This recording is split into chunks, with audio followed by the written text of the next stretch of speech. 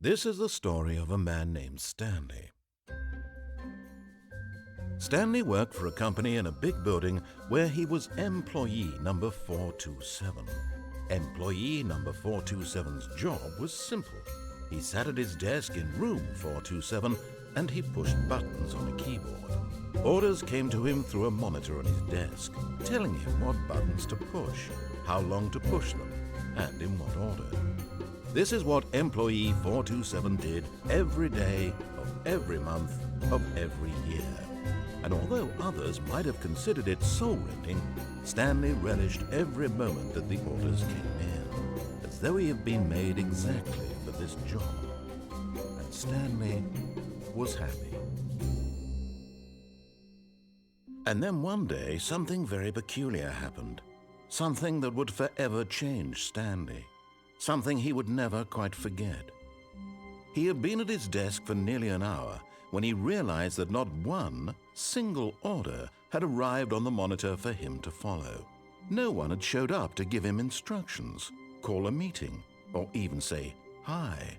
Never in all his years at the company had this happened, this complete isolation. Something was very clearly wrong. Shocked, frozen solid, Stanley found himself unable to move for the longest time. But as he came to his wits and regained his senses, he got up from his desk and stepped out of his office.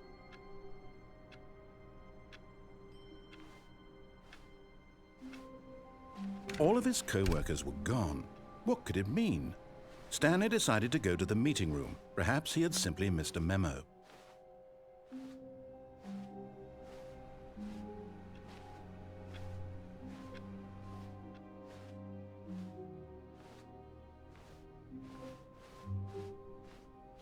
When Stanley came to a set of 2 open doors, he entered the door on his left.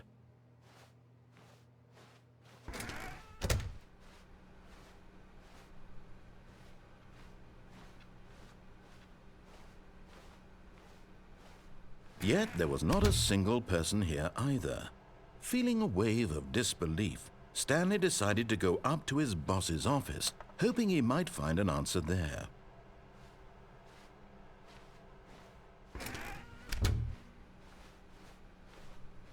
Coming to a staircase, Stanley walked upstairs to his boss's office.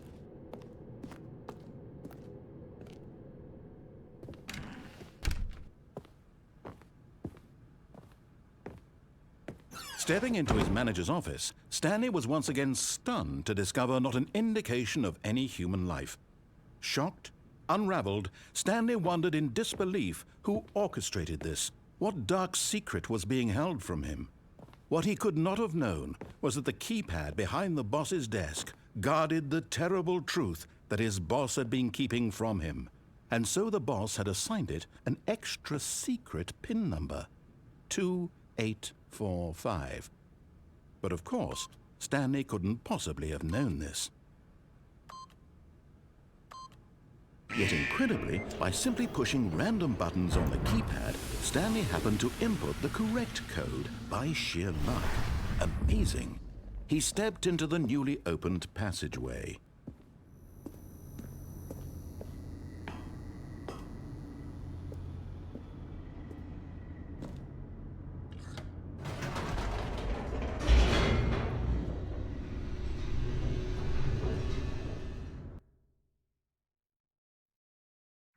Descending deeper into the building, Stanley realized he felt a bit peculiar.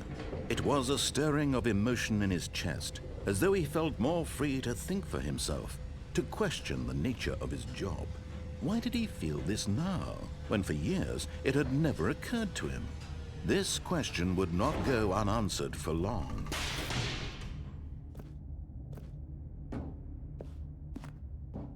Stanley walked straight ahead through the large door that read Mind Control Facility.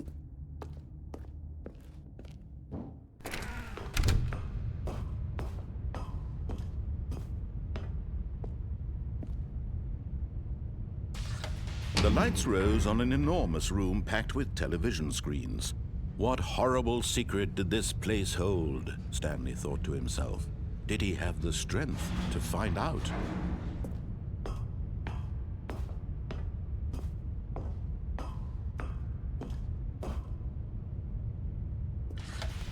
Now the monitors jumped to life, their true nature revealed.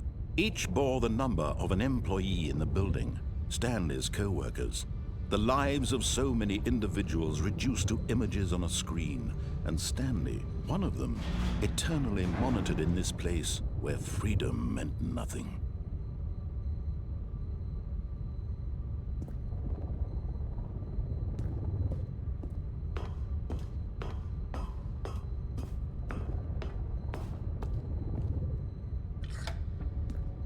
This mind control facility, it was too horrible to believe. It couldn't be true. Had Stanley really been under someone's control all this time?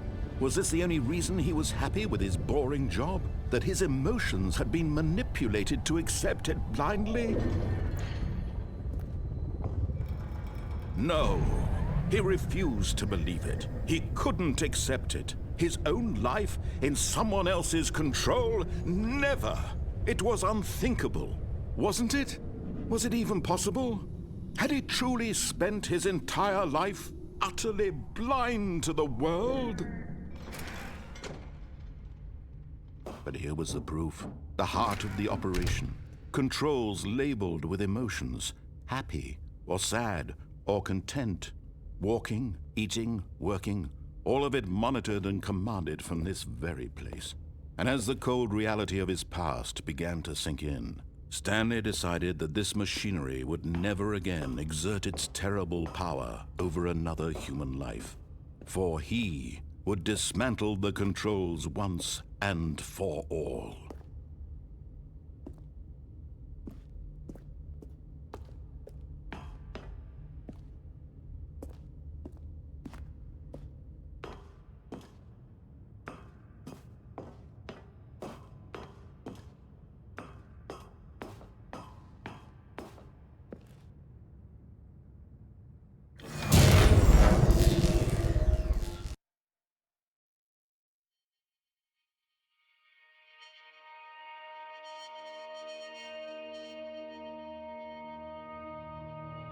Blackness, and a rising chill of uncertainty. Was it over? Yes! He had won! He had defeated the machine, unshackled himself from someone else's command. Freedom was mere moments away. And yet, even as the immense door slowly opened, Stanley reflected on how many puzzles still lay unsolved. Where had his co-workers gone? How had he been freed from the machine's grasp? What other mysteries did this strange building hold? But as sunlight streamed into the chamber, he realized none of this mattered to him, for it was not knowledge or even power that he had been seeking, but happiness. Perhaps his goal had not been to understand, but to let go. No longer would anyone tell him where to go, what to do, or how to feel. Whatever life he lives, it will be his. And that was all he needed to know. It was perhaps the only thing worth knowing. Stanley stepped through the open door. Stanley felt the cool breeze upon his skin, the feeling of liberation, the immense possibility of the new path before him. This was exactly the way, right now, that things were meant to happen. And Stanley was happy.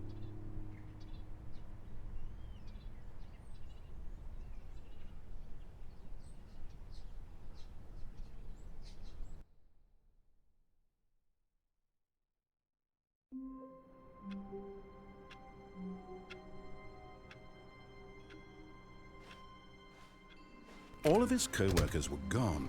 What could it mean? Stanley decided to go to the meeting room. Perhaps he had simply missed a memo.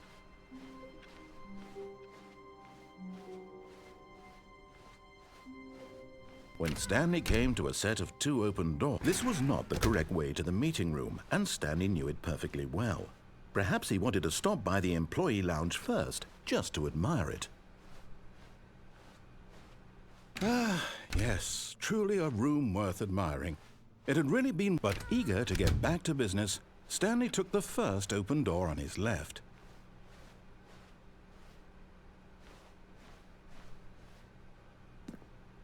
Stanley was so bad at following directions, it's incredible he wasn't fired years ago.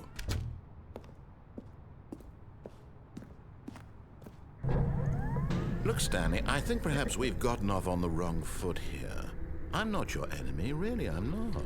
I realize that investing your trust in someone else can be difficult, but the fact is that the story has been about nothing but you all this time. There's someone you've been neglecting, Stanley. Someone you've forgotten about.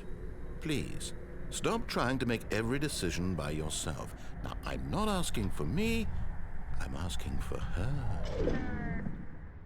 This is it, Stanley. Your chance to redeem yourself. To put your work aside. To let her back into your life. She's been waiting. That's her, Stanley. You need to be the one to do this. To reach out to her. If you can truly place your faith in another, then pick up the phone.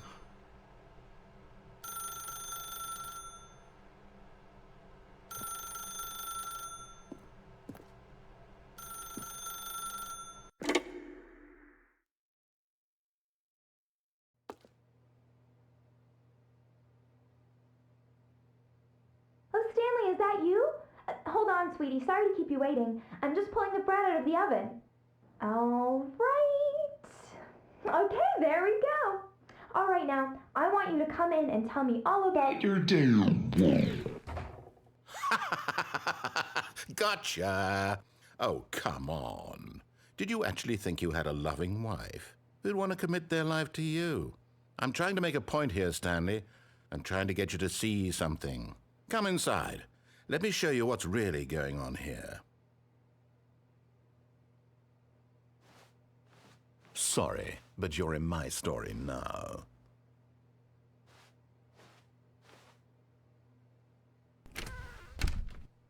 This is a very sad story about the death of a man named Stanley.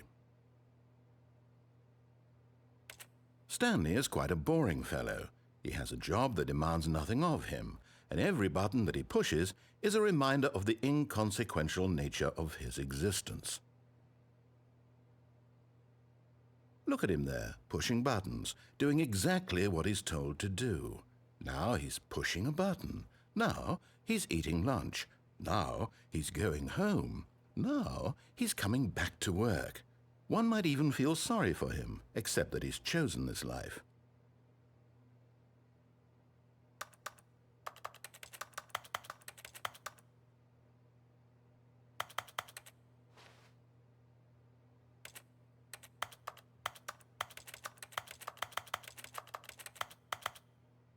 But in his mind, he can go on fantastic adventures. From behind his desk, Stanley dreamed of wild expeditions into the unknown, fantastic discoveries of new lands.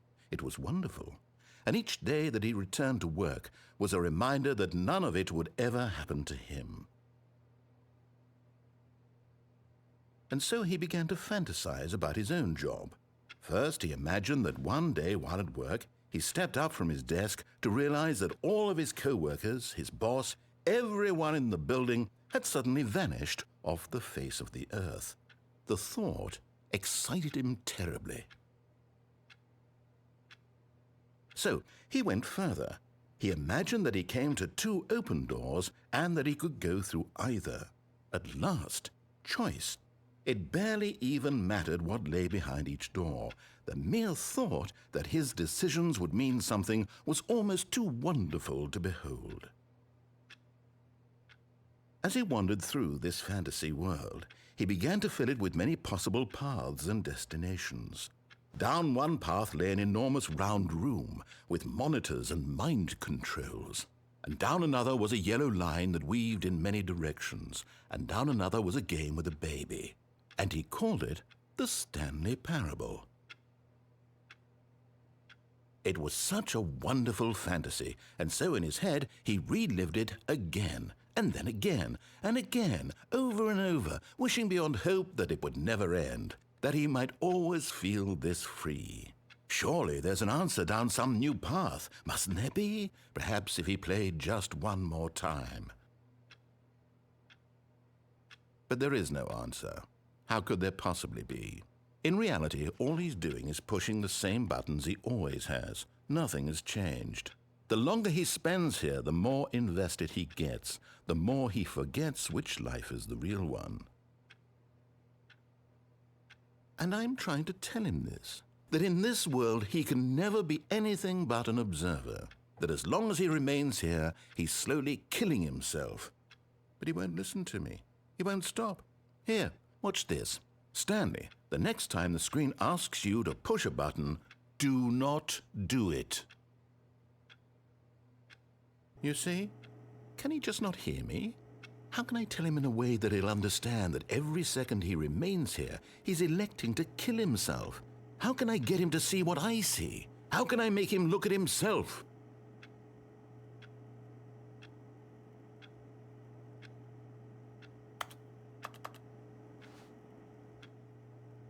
I suppose I can't, not in the way I want him to. But I don't make the rules. I simply play to my intended purpose, the same as Stanley. We're not so different, I suppose. I'll try once more to convey all this to him. I'm compelled to. I must. Perhaps, well, maybe this time he'll see. Maybe this time. And I tried again, and Stanley pushed a button. And I tried again, and Stanley pushed a button. And I tried.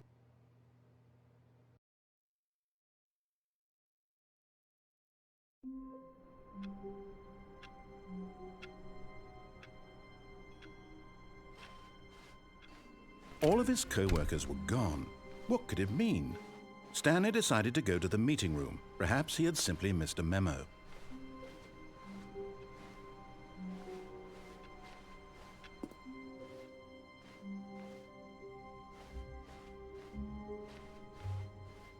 When Stanley came to a set of 2 open doors, he entered the door on his left.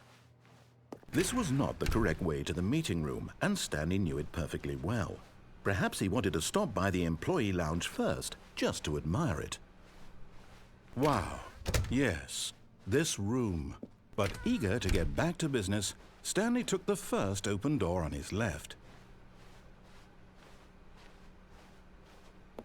Stanley was so bad at following directions, it's incredible he wasn't fired years ago.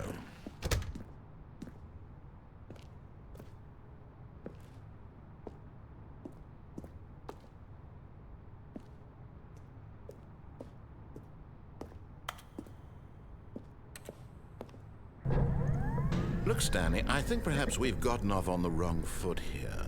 I'm not your enemy, really, I'm not. I realize that investing your trust in someone else can be difficult, but the fact is that the story has been about nothing but you all this time. There's someone you've been neglecting, Stanley. What? Really? I was in the middle of something. Do you have zero consideration for others? Are you that convinced that I want something bad to happen to you? Why, I don't know how to convince you of this, but I really do want to help you, to show you something beautiful. Look, let me prove it. Let me prove that I'm on your side. Give me a chance.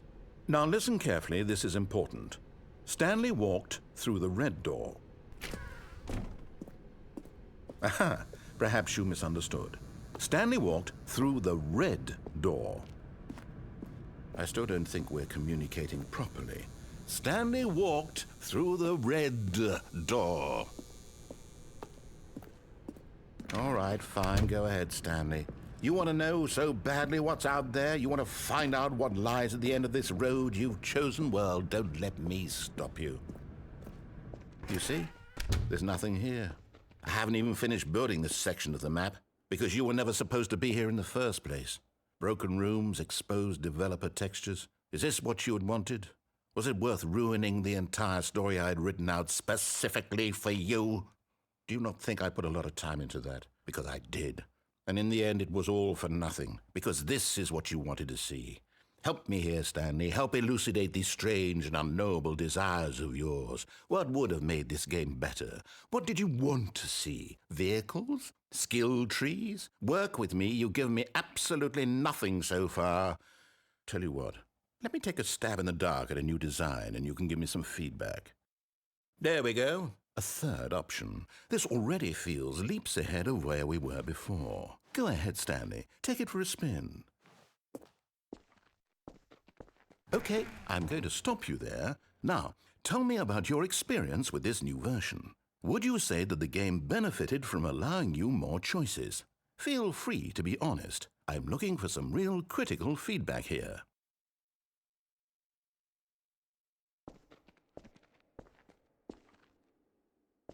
Okay, so we're getting somewhere. Clearly there's something here that speaks to you. If I can be honest here, I really don't have any idea where I'm going with this. This whole third door thing was just a stab in the dark. But I guess you're into it, so let's keep this party train rolling. Here, based on the data from your previous playthrough, I've compiled a new version. And to be perfectly candid, I think I've knocked it out of the park with this one. Let's take a look.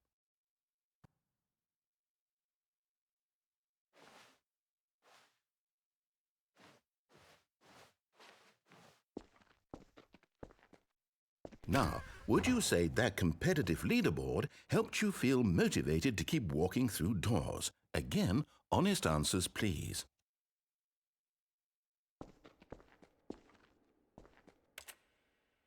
Hey, I nearly forgot. I've got a prototype of a new game I've been working on, and now would be a lovely opportunity to give it some playtesting. You wouldn't mind taking a look at it, would you? Perfect. Let me boot it up. In this game, the baby crawls left towards danger. You click the button to move him back to the right, and if he reaches the fire, you fail. It's a very meaningful game, all about the desperation and tedium of endlessly confronting the demands of family life. I think the art world will really take notice. But of course, the message of the game only becomes clear once you've been playing it for about 4 hours. So why don't you give it 4 hours of play to make sure it's effective? Be sure to keep notes on your experience.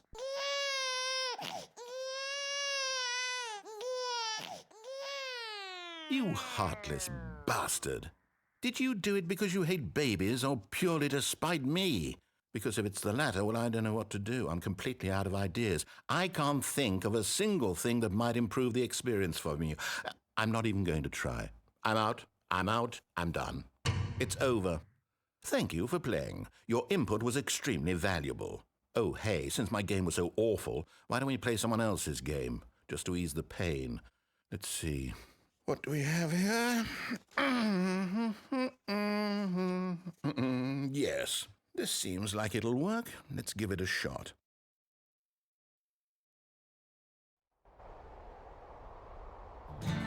Aha! Fascinating.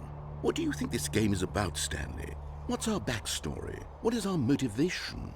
Well, it seems obvious to me that you are meant to play as a creepy man spying on innocent civilians below you from up high in your creep tower, perhaps for some sort of twisted erotic purpose. Yes, that must be it. What a fascinating venture into the experience of total mental depravity. So far, I love everything about this game, Stanley. And it seems there's even more. Come, let's venture outward and see what else is out there.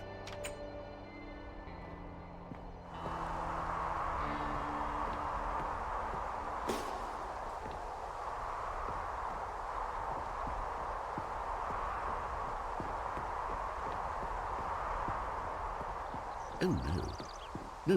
No, it can't be. It is. It's an open world game. Good God, quickly block it off. Oh, thank goodness, Stanley. What a close call. You nearly wandered off into that thing. That big, open, just wandering around. No right or wrong directions. No path to follow. You can just go in any... Oh, thank heavens we avoided it. We're out of the woods now, Stanley. Okay, I'm going to get us out of here. Let's find another game. Preferably something with walls. Something with nice, big, insurmountable walls. Okay, I think this will be just the thing.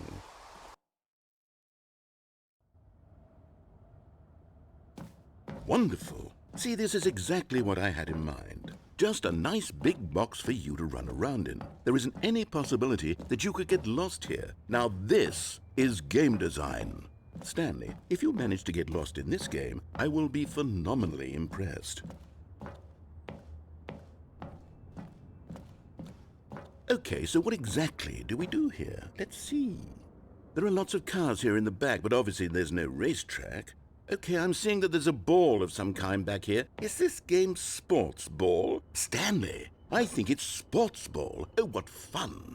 We shall run the bases and do a touchdown together? Yes, I think surely we must. Okay, Stanley, here's the ball. Have fun.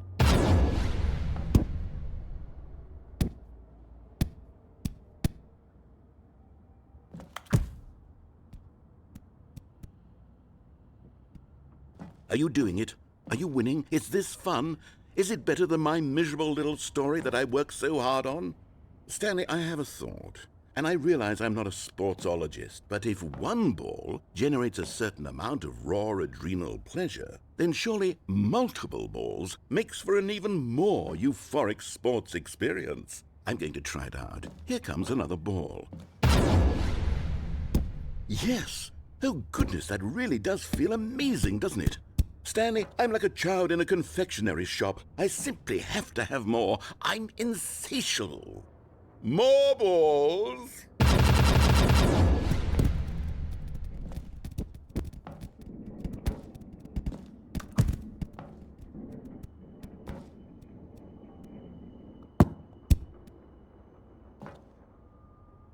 Are you enjoying this, Stanley? Are you having fun? Is this a real video game? Well, I sure hope you're having a good time, because guess what? It's over. That's right. Your little fun comes to an end. This is my game, and what I say goes. You get to have fun when I let you, Stanley. Besides, you need someone like me to set boundaries for you. Without rules or boundaries, video games are nothing. Yes, that's what I am. I'm structure. I'm your sense of purpose. And since you decided you didn't want to play my game, now I don't want to play with you either. So, goodbye, Stanley. I'm leaving. See how you'd like it when I'm not around to set the rules. Somehow, I don't think you'll enjoy it as much. But who knows? You're an inventive kid. You'll come up with something. After all, you're the one who knows best. Take care, Stanley.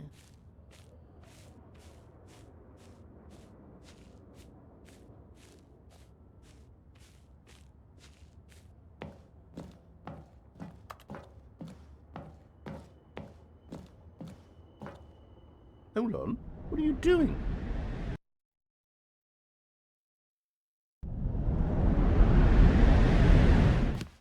Stanley, don't do that. I can't follow you there. I can't help you. How will you write a story without me? You can't do it. You know that. Stanley, come back.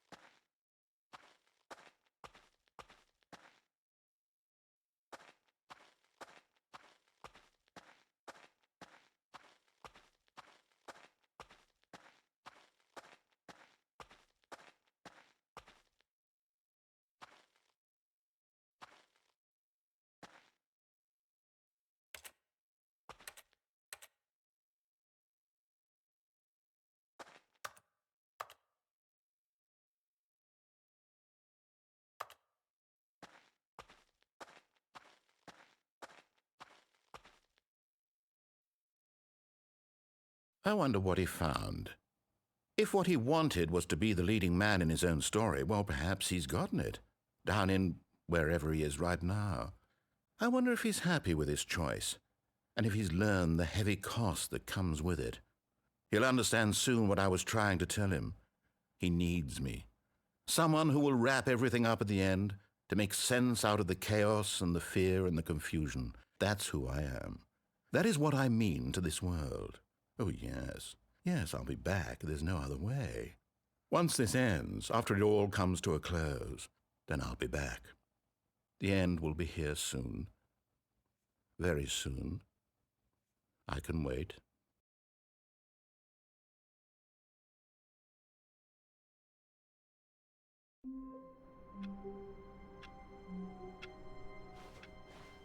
All of his co-workers were gone. What could it mean? Stanley decided to go to the meeting room. Perhaps he had simply missed a memo.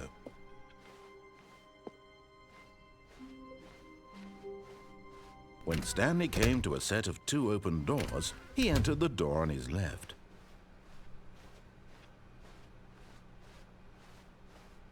Yet there was not a single person here either. Feeling a wave of disbelief, Stanley decided to go up to his boss's. Coming to a staircase, Stanley walked upstairs to his boss's office.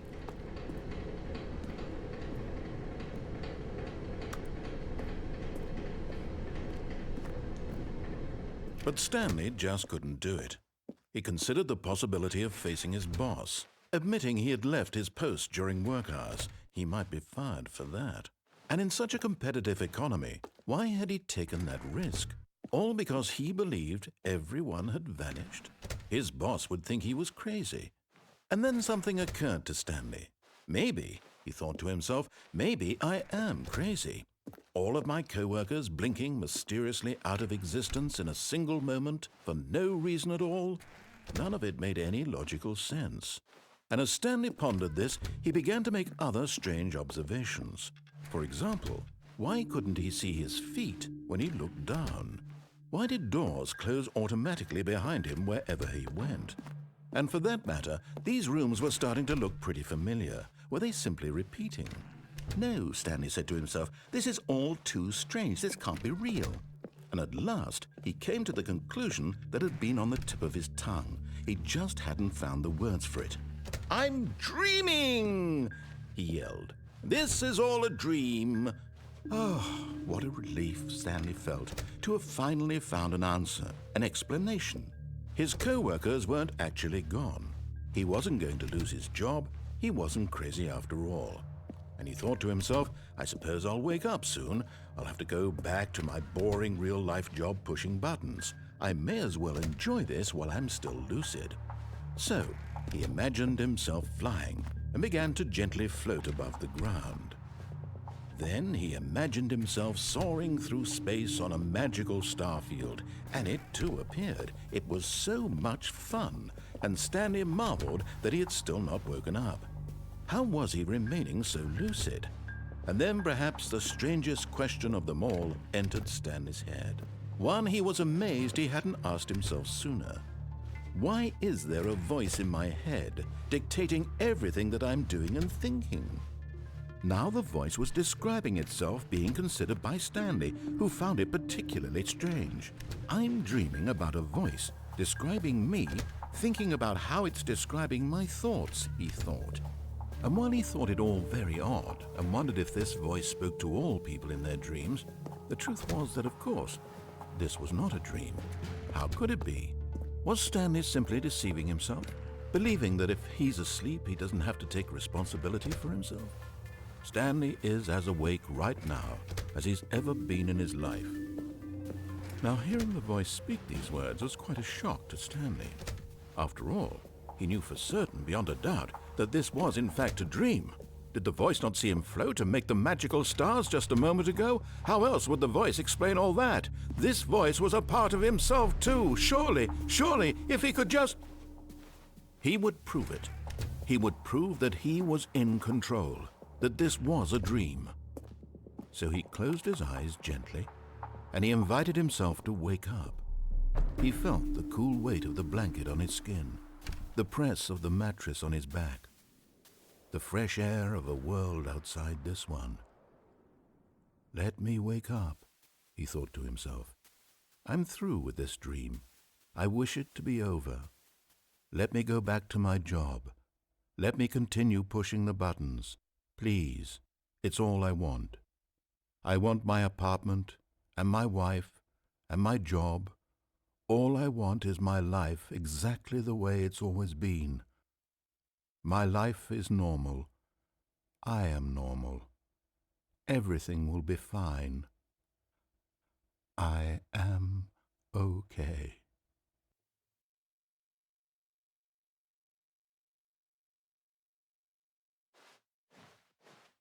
Stanley began screaming.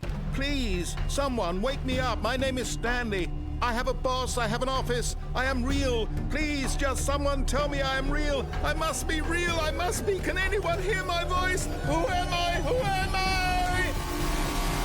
And everything went black.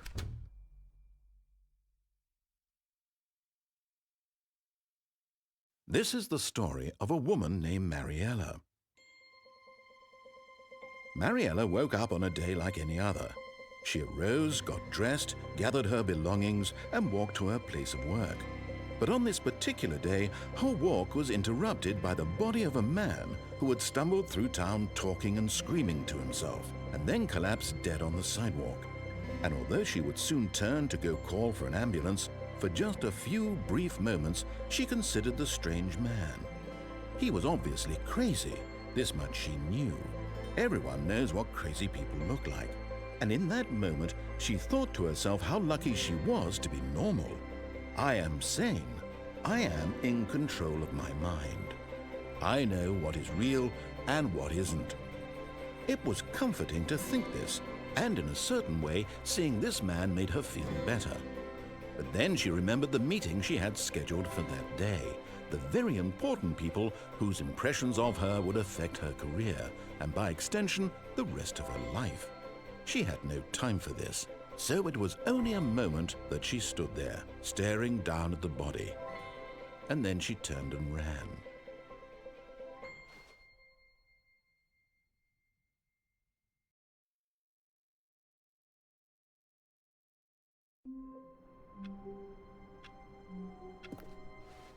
All of his co-workers were gone. What could it mean? Stanley decided to go to the meeting room. Perhaps he had simply missed a memo.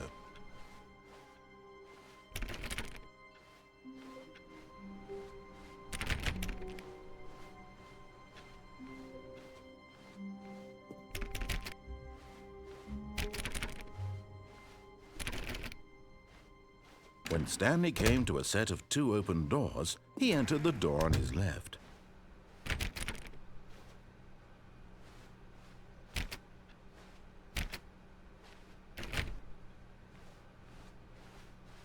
Yet there was not a single person here either. Feeling a wave of disbelief, Stanley decided to go up to his boss. Stanley stepped into the broom closet, but there was nothing here, so he turned around and got back on track.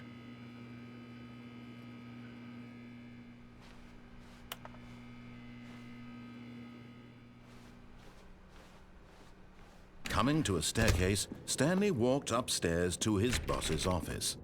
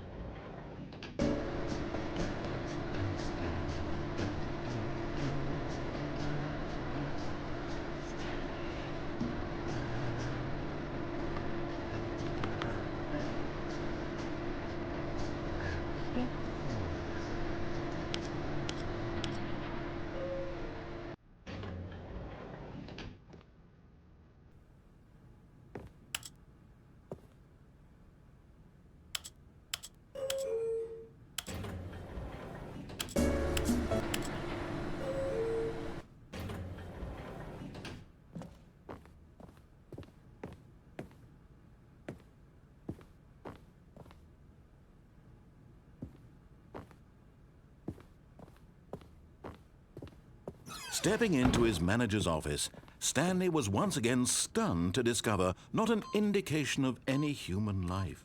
What could it mean? Stanley wondered aloud to nobody. He began wildly tearing through papers on the boss's desk, pulling books off the shelf, looking behind paintings, desperate for clues to his situation. But his attention was caught by a keypad behind the boss's desk. What could its purpose be?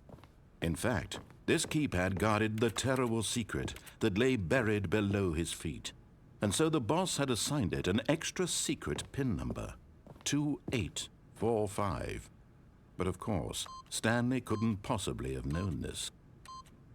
Yet incredibly, by simply pushing random buttons on the keypad, Stanley happened to input the correct code by sheer luck. Amazing. He stepped into the newly opened passageway.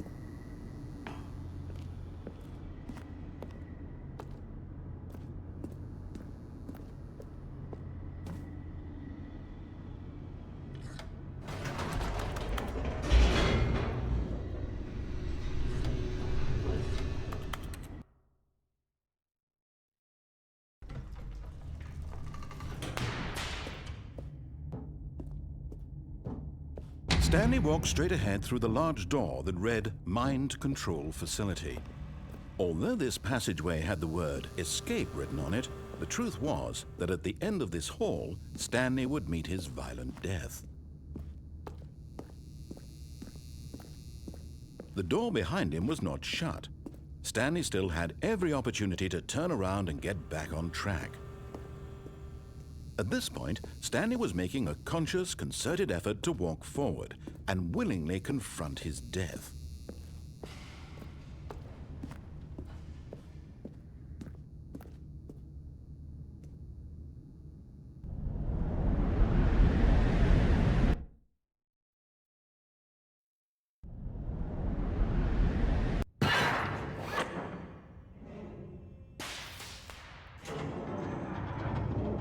As the machine whirred into motion and Stanley was inched closer and closer to his demise, he reflected that his life had been of no consequence whatsoever. Stanley can't see the bigger picture. He doesn't know the real story, trapped forever in his narrow vision of what this world is. Perhaps his death was of no great loss, like plucking the eyeballs from a blind man. And so he resigned and willingly accepted this violent end to his brief and shallow life. Farewell, Stanley.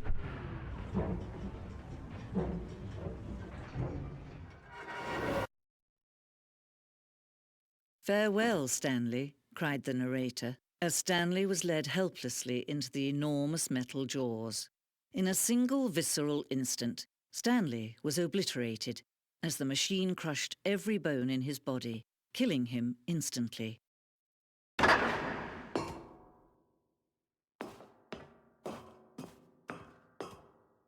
And yet it would be just a few minutes before Stanley would restart the game, back in his office, as alive as ever. What exactly did the narrator think he was going to accomplish?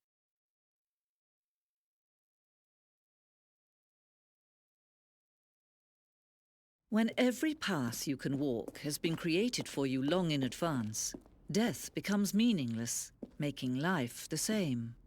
Do you see now? Do you see that Stanley was already dead from the moment he hit start?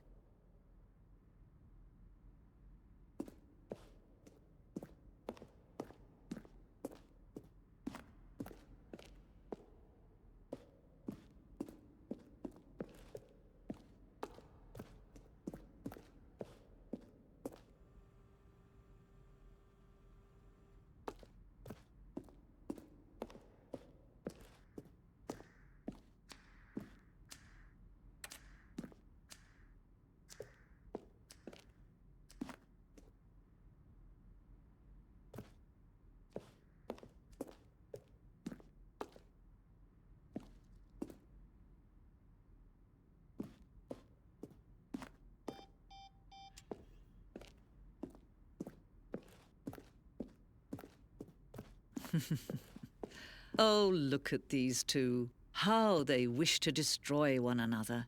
How they wish to control one another.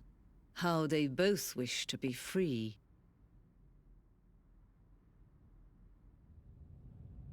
Can you see? Can you see how much they need one another? No, perhaps not. Sometimes these things cannot be seen.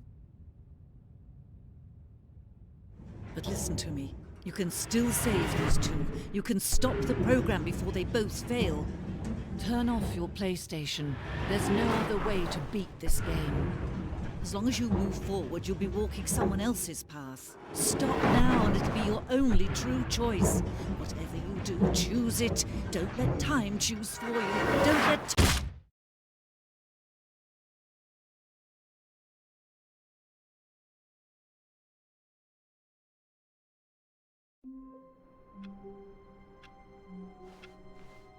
All of his co-workers were gone.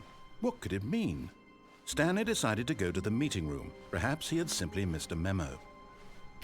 Stanley went around touching every little thing in the office, but it didn't make a single difference, nor did it advance the story in any way.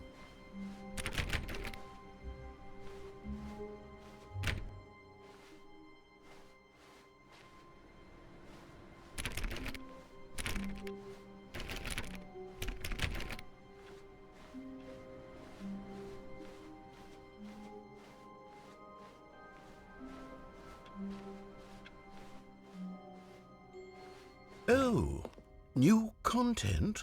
What does that mean, new content?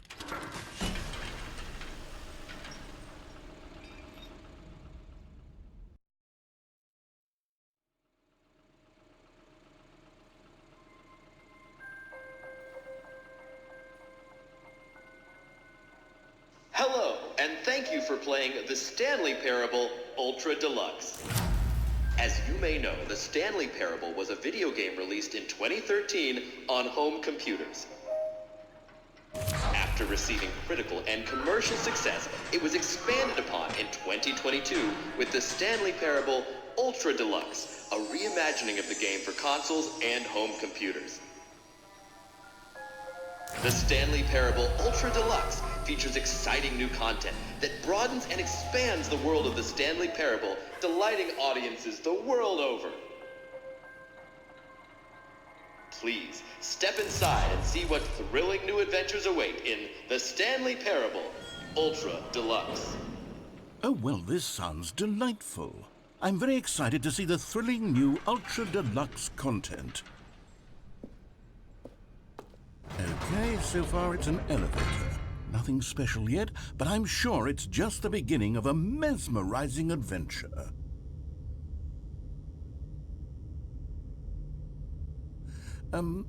Is it broken?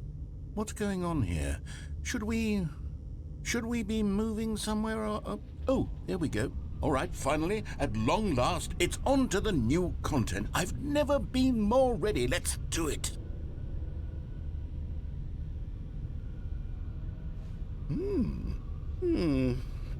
I have to say, initial impressions of Stanley Parable Ultra Deluxe, mostly tedious. It's as if Oh, okay. Let's see the content. Give me the content, Stanley.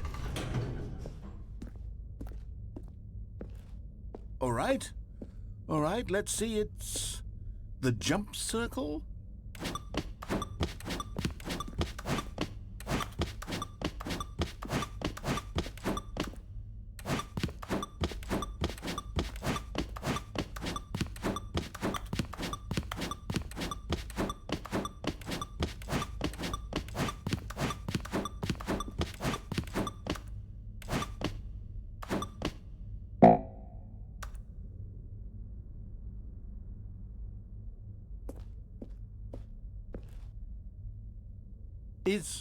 Is that it? Surely that's not all the new content. There has to be something else, right?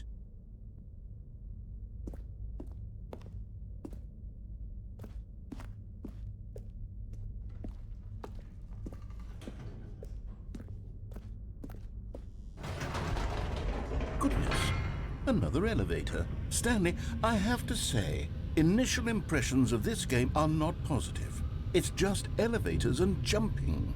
Is this what passes for exciting new content? If this is new content, then I could just read you the whole dictionary. There's 20 hours of new content right there. Hell, I could count to 30 trillion. You could put that on the box. The Stanley Parable Ultra Deluxe, now with over 1,000 hours of new content and Oh, wait. There's more. Very good. Yes. I knew there had to be something else. Let's see it. I'm ready for whatever it is. That's it? Oh, you've got to be kidding me. You see, Stanley?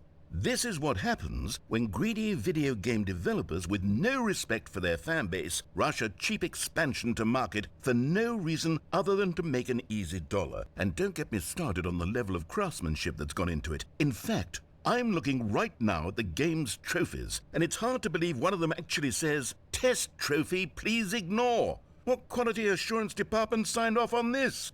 I'm infuriated and I'm offended, and I intend to find these people on Twitter and hold them personally accountable. It's my fault, Stanley. I built up too much anticipation around the new content, I'm afraid. It could never have lived up to such expectations. If you're still with me, why don't we just reset the game and we'll try to get back to what the Stanley Parable is really about. No frills, no gimmicks, just you and me having a great time together like always. What do you say, friend?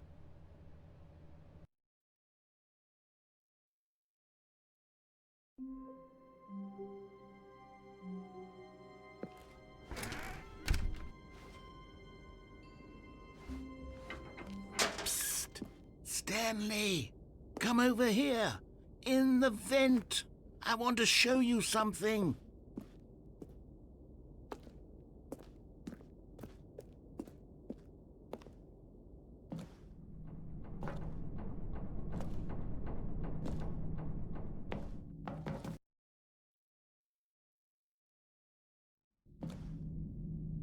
Okay, you remember how cheap and unsatisfying the new Ultra Deluxe content turned out to be? Well, it got me thinking about the past, and how much better the Stanley Parable used to be. So I made something special and tucked it away here where the game's developers won't find it. Just our little secret. Take a look. I call it the Memory Zone. It's where I've been storing all my favorite memories so I can relive the peak experiences of my life whenever I want. Experiences like the launch of the Stanley Parable on PC. You see, Stanley, doesn't the Memory Zone remind you of how wonderful Stanley Parable was before it was sullied with a cheap PlayStation port? Remember back in October of 2013 when the game originally launched? Back then, video games had integrity. Back then, it all meant something. Oh, the waste.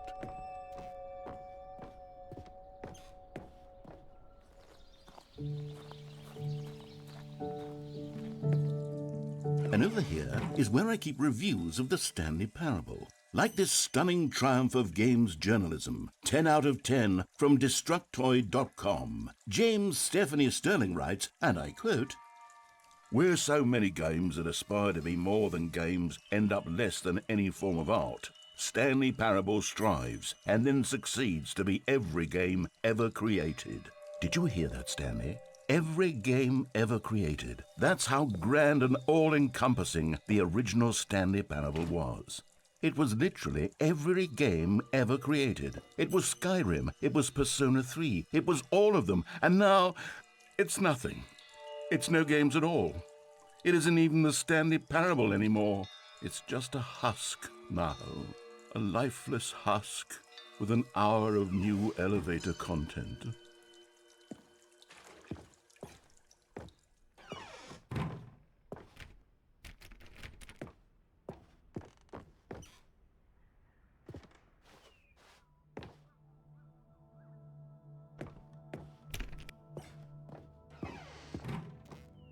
Here's another moving passage, this time from GameSpot.com.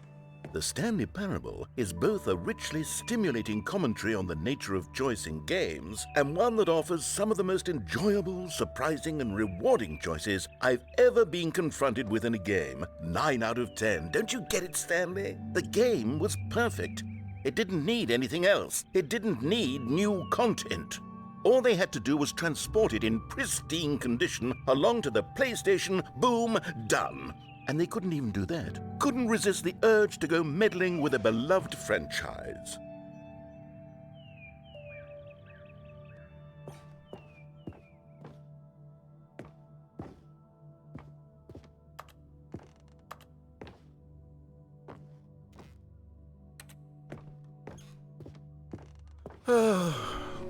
These were simpler times, Stanley. What I wouldn't give to go back, to have it all over again. Wait, hang on. I don't recall this part of the memory zone before. What's this? What's down here? Oh no, oh God, no, Stanley. It's a collection of reviews from Pressurized Gas, the extremely popular online storefront for computer games. I haven't looked at these in years. I can't even imagine what's been collecting down here. Surely these reviews were glowing as well, weren't they? Honestly, I could not be bothered to play this game to full completion. The narrator is obnoxious and unfunny, with his humor and dialogue proving to be more irritating than entertaining. Unfunny! I'm not trying to be funny. I'm trying to make a serious work of art. I suppose I could write up a handful of gags to insert into the Stanley Parable, but the game is already such a densely layered web of profound philosophical insights that I can't even imagine where I'd have the room to stick them.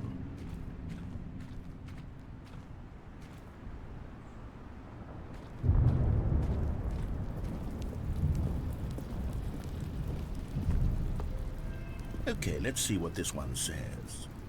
While the idea for the game is good, for someone who prefers non-linear games, this preachiness gets annoying fast. Preachy? Stanley? I'm not preachy, am I? You can tell me if I'm preachy. Honestly, you can. Oh, goodness. This is actually quite shocking for me. Well, to be honest, I had always thought of the game's dialogue as being rather terse to begin with. You can't know how much fluff I cut from the game to get it to feel as light and airy as it... Well, I always thought it did, but maybe it wasn't. Oh dear. What an awful memory to have to hold on to. These black marks on my otherwise unimpeachable track record. I feel like a failure. Like I let these people down. Perhaps the Stanley Parable isn't quite as sterling as I always remembered. What's this one got to say? You constantly have to stop doing anything so the narrator can catch up with his long-winded explanations of what's happening. I wish there was a skip button. A skip button? Well, yes. Yes, I think we can do that. If I'm truly too preachy, then maybe letting you skip ahead for just a moment, surely it couldn't hurt. Not if it means we can strike these negative reviews from the record. Only positive reviews of the Stanley Parable. That's my motto today, and it's always been my motto. I'd do anything for the customer, Stanley. Yes, a skip button we shall have.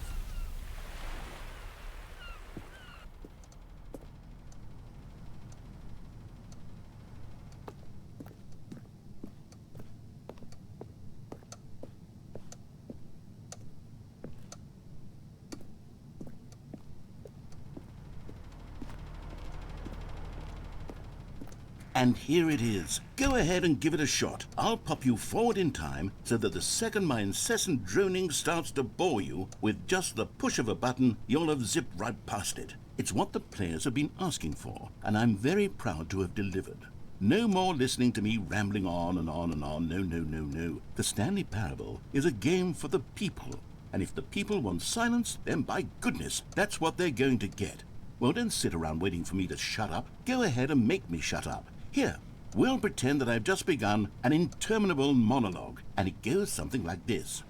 The story, and the choices, or what have you, and therefore, by becoming it is, so on and so forth, until inevitably, we all until the end of time, at which time everything all at once, so, now you see, blah, blah, blah, blah, blah, blah, blah, blah, blah, blah, blah, blah, blah, blah, blah. We've eaten too much and it can't be just yet, no, until 245. But the logic of elimination working backwards, the deduction therefore becomes impossible to manufacture. It went on for nearly 10,000 years, until just yesterday, here and there, forward and back, and never a moment before lunchtime. It can't be. It's the only thing there is. How many billions left until so much more than forever ago? Which is why I say...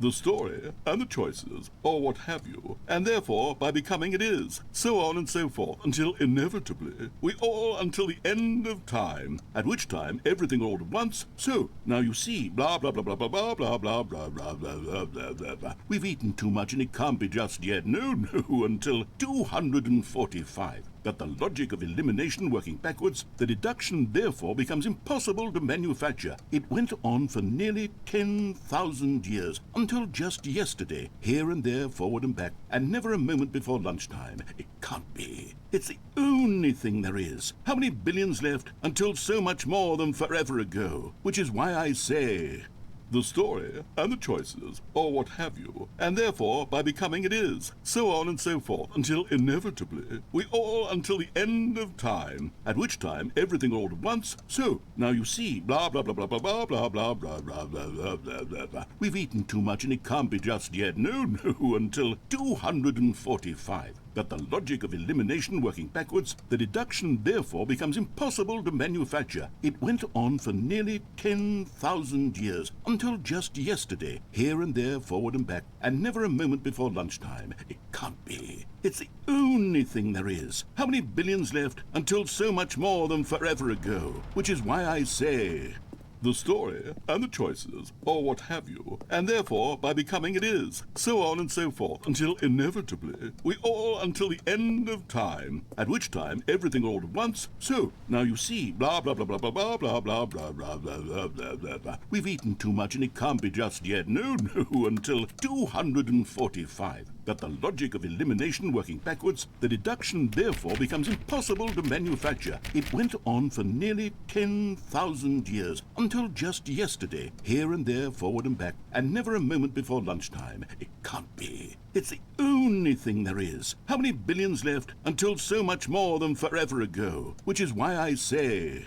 the story and the choices, or what have you, and therefore by becoming it is, so on and so forth, until inevitably we all until the end of time, at which time everything all at once. So now you see, blah blah blah blah blah blah blah blah blah blah blah blah blah blah blah. We've eaten too much and it can't be just yet. No, until 245. That the logic of elimination working backwards, the deduction therefore becomes impossible to manufacture. It went on for nearly 10,000 years, until just yesterday, here and there, forward and back, and never a moment before lunchtime. It can't be. It's the only thing there is. How many billions left until so much more than forever ago? Which is why I say, the story and the choices, or what have you, and therefore by becoming it is, so on and so forth, until inevitably we all until the end of time, at which time everything all at once. So now you see, blah blah blah blah blah blah blah blah blah blah blah blah blah blah blah. We've eaten too much and it can't be just yet. No, until 245. That the logic of elimination working backwards, the deduction therefore becomes impossible to manufacture. It went on for nearly 10,000 years, until just yesterday, here and there, forward and back, and never a moment before lunchtime. It can't be. It's the only thing there is. How many billions left until so much more than forever ago? Which is why I say, the story and the choices, or what have you, and therefore by becoming it is, so on and so forth, until inevitably we all until the end of time, at which time everything all at once. So now you see, blah blah blah blah blah blah blah blah blah blah blah blah blah blah blah. We've eaten too much and it can't be just yet. No, until 245. That the logic of elimination working backwards, the deduction therefore becomes impossible to manufacture. It went on for nearly 10,000 years, until just yesterday, here and there, forward and back, and never a moment before lunchtime. It can't be. It's the only thing there is. How many billions left until so much more than forever ago? Which is why I say, the story and the choices, or what have you, and therefore by becoming it is, so on and so forth, until inevitably we all until the end of time, at which time everything all at once. So now you see. Oh, you're back, you see. You were only frozen in time for a few minutes, but it was plenty of time for me to deliver a long, rambling monologue full of unnecessary verbal flourishes and lengthy ruminations on the nature of choice in video games. Of course, I happen to believe it was perhaps one of my more profound such ruminations. Not that, of course, you need a description of it, but if I had to describe it, I'd say it was perhaps less of a rumination and more of a treatise. Or maybe a manifesto. Look, I'll outline it for you very briefly and you can tell me what you think. Okay, so my theory is that any choice you've ever made is simply a series of choices made by the person who you are, or were, or will be at the time of having made said choice. That is to say, if by articulating a choice you've already made, you bring that choice into being, then by making no choice and saying nothing, are you not simply erecting in the sanctuary of time a monument to every person you've ever been, making every choice to which you've ever given your great gift of mortal and yet timeless thought? Or rather, do all of the choices you've ever made, in fact, make you more not this kind of person, and in fact do the very opposite? You see, it could in fact be both of these things at once. That you are both making choices and not making choices, and that they are both affecting you and not affecting you at the same time by virtue of the fact that you both are and are not making them. Okay, at first I was leaning towards manifesto, but now I'm going to circle around and slap the treatise label on this one. I think it has much more of a treatise vibe to it. But wouldn't you say that manifesto just has a much grander sort of tone? It has a mouthfeel that is rich with ambition and history. Ambitious history, if you will. See, now you've gotten me going back to manifesto. Heavens, at this rate, we're going to be here all day. Okay, look, I have a method for exactly this sort of situation, and I do find myself in this situation frequently. I'm going to say each word back and forth in repeated succession until I become sick of one or the other, in which case the word I am not sick of shall be the victor. It is an unimpeachable strategy, Stanley. It's rescued me from disaster in countless situations. All right, here we go. Treatise, manifesto. Treatise, manifesto. Treatise, manifesto. Treatise, manifesto. Treatise, manifesto. Treatise, manifesto. Treatise, manifesto. Treatise, manifesto. Treatise, manifesto. Treatise, manifesto. Treatise, manifesto. Treatise, manifesto. Treatise, manifesto. Treatise, manifesto. Treatise, manifesto. Treatise, manifesto. Treatise, manifesto. Treatise, manifesto. Treatise, manifesto. Well there, sport. You really did catch me rambling on a bit, didn't you? But that's the power of the button. The minute I start to go off on a thoughtless display of self-absorption, it's right at your fingertips to go poof, and it's all over. I can't wait to see what Cookie 9 will say about this, and whether they'll edit the rating of their pressurized gas review, or at least change some of the wording, perhaps. To be honest, I don't even know if one can change their review in the first place. I guess I should become better educated on how exactly pressurized gas works. Perhaps that would have been a smart thing to check on before I went on about this whole exercise of making the skip button. Although I have to imagine that after seeing this exciting new technology at work, surely whoever it is who runs pressurized gas will instantly run out and implement a new feature to make it possible to edit one's review merely because of this very situation. Yes, I think that's quite likely. Or perhaps they'll simply grant this particular user the ability to change their review so that the feature is not widely abused. Look, I would even be okay with pressurized gas altering this particular review so that it reads as something more beneficial. Something along the lines of, this game is the best game. Let me start over. How about this? From the ashes of depravity rises the phoenix of quality.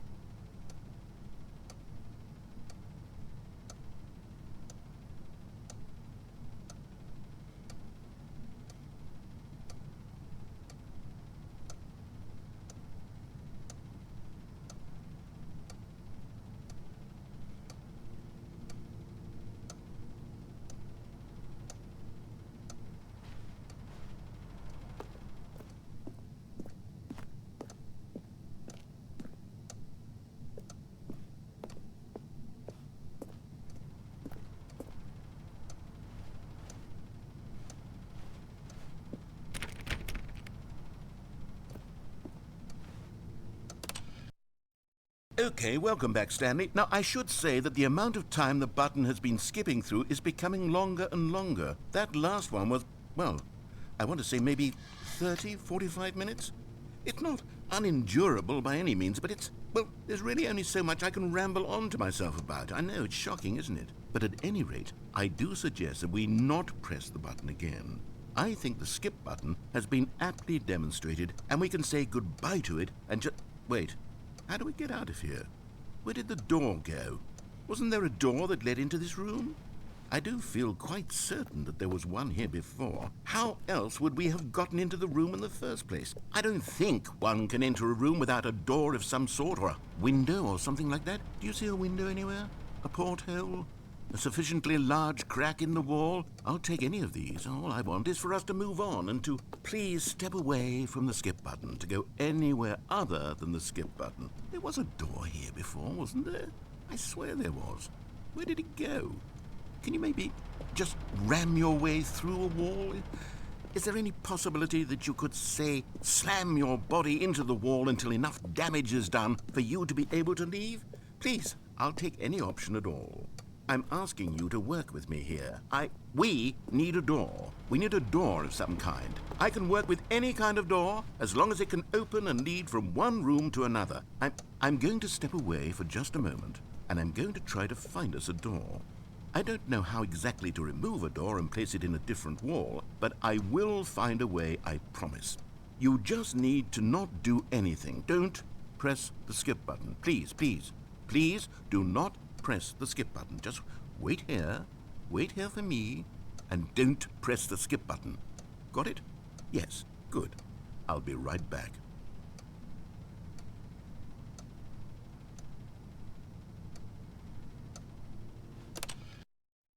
Stanley, please don't push the button again. It's been 12 hours. You've just been frozen there.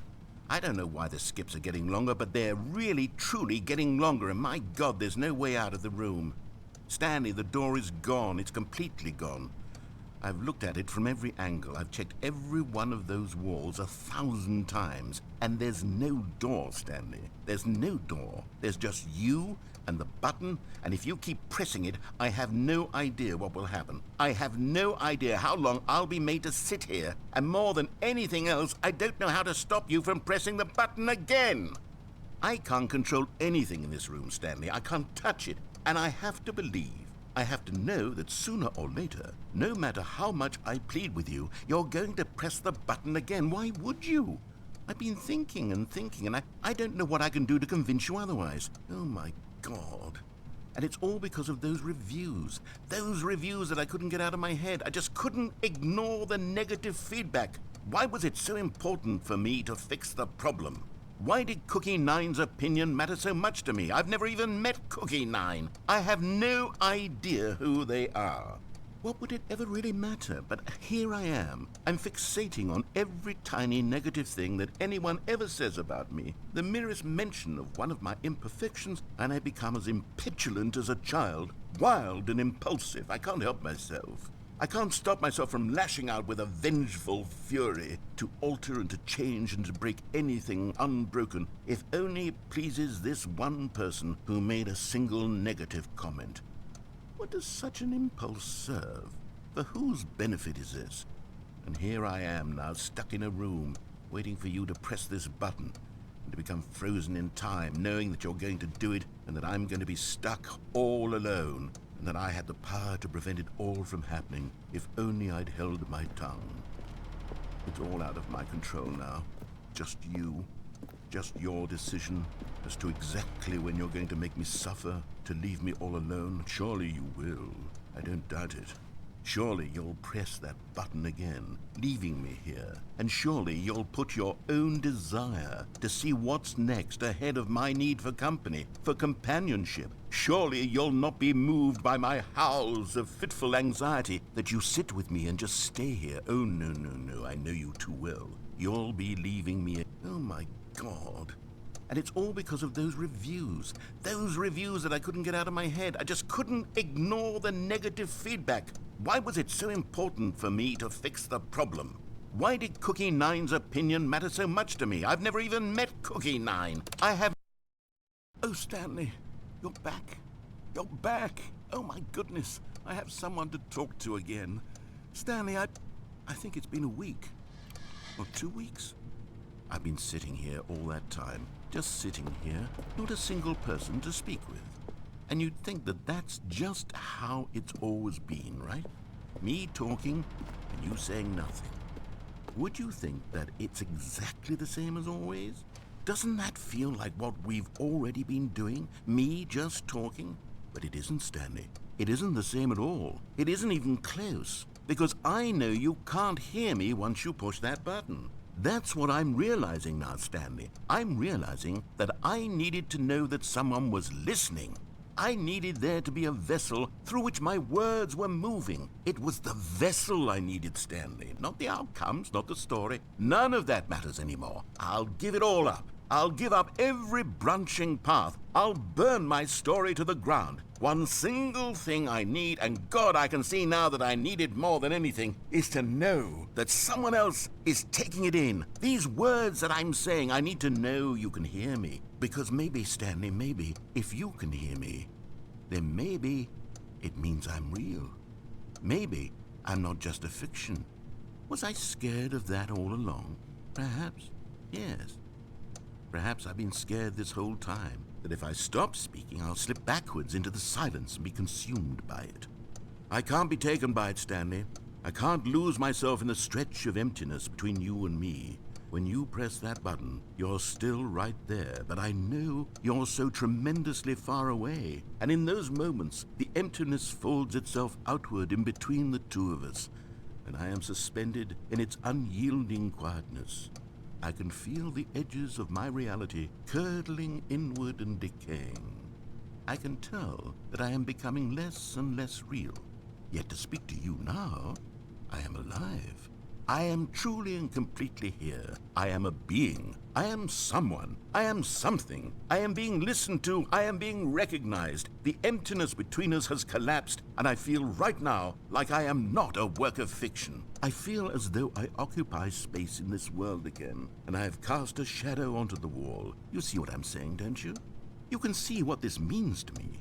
I'm so clear about it now, Stanley. I feel as certain about this as I've ever felt about anything at all. I feel renewed. I feel restored, and already I can sense the looming silence as you will press the button for the next time. What a terrible dread it strokes in my heart to think of it, to think of returning to such coldness. Come, let us sit in silence together here for just a moment. Let us anticipate it. Let us welcome it. Let us not run from it.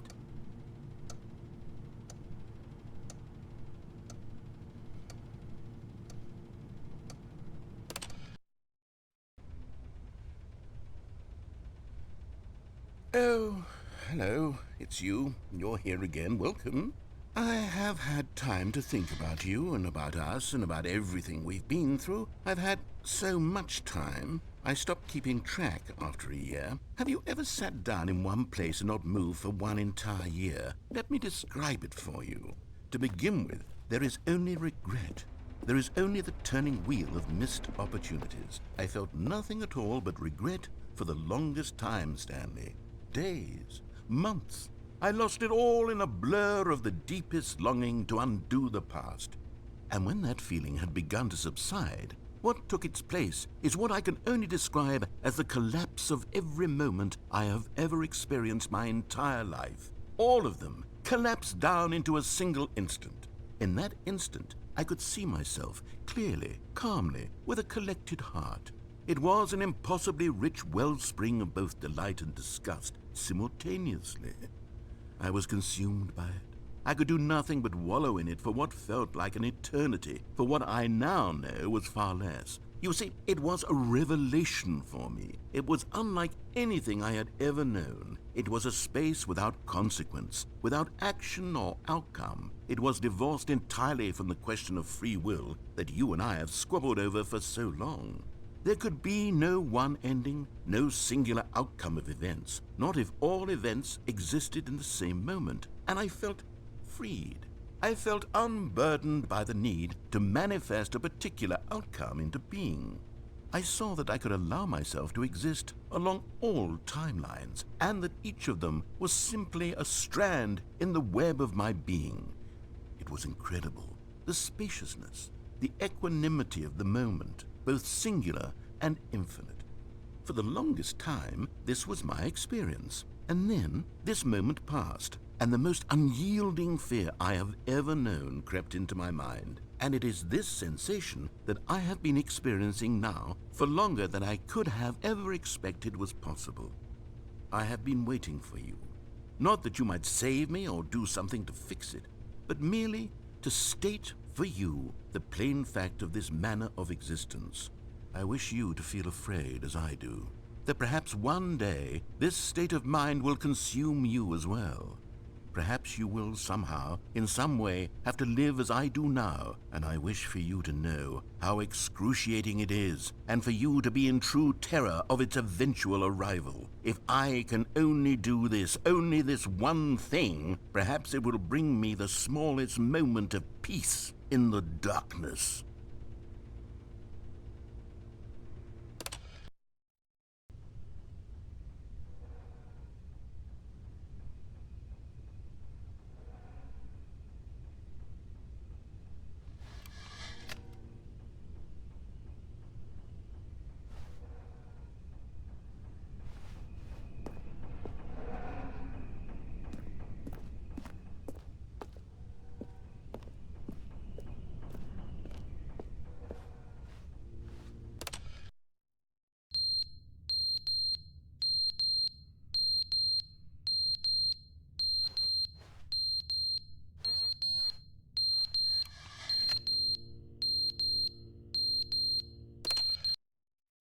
But they didn't understand the game was never meant to be funny. It was meant to have a point. It was meant to speak to the human condition. But where are the jokes? Where are the jokes? They bemoaned, they screamed, they gnashed their teeth and said, "Entertain us." It wasn't enough. They had to leave a pathetic little thumbs-down review and make all of their pitiful demands. But then, "He's talking too much," they said. "First, he didn't entertain us, now he won't shut up. It's the inconsistency, it's the lack of accountability, it's the unwillingness to examine with an uncompromising heart the words that they are speaking into the world." As though there were no consequences for a lack of cohesion in one's assessment of others. But of course, absolutely anyone can leave a review. So here's what we get. We get these demands that seek everything and are accountable to nothing. We get a world where someone will say, "Oh, there should be a skip button. You should be able to freeze Stanley in place," while the narrator sits there forever and ever. We want all of this in the new Stanley parable. We demand it. And then, because it was said, because it was spoken, now it simply has to happen.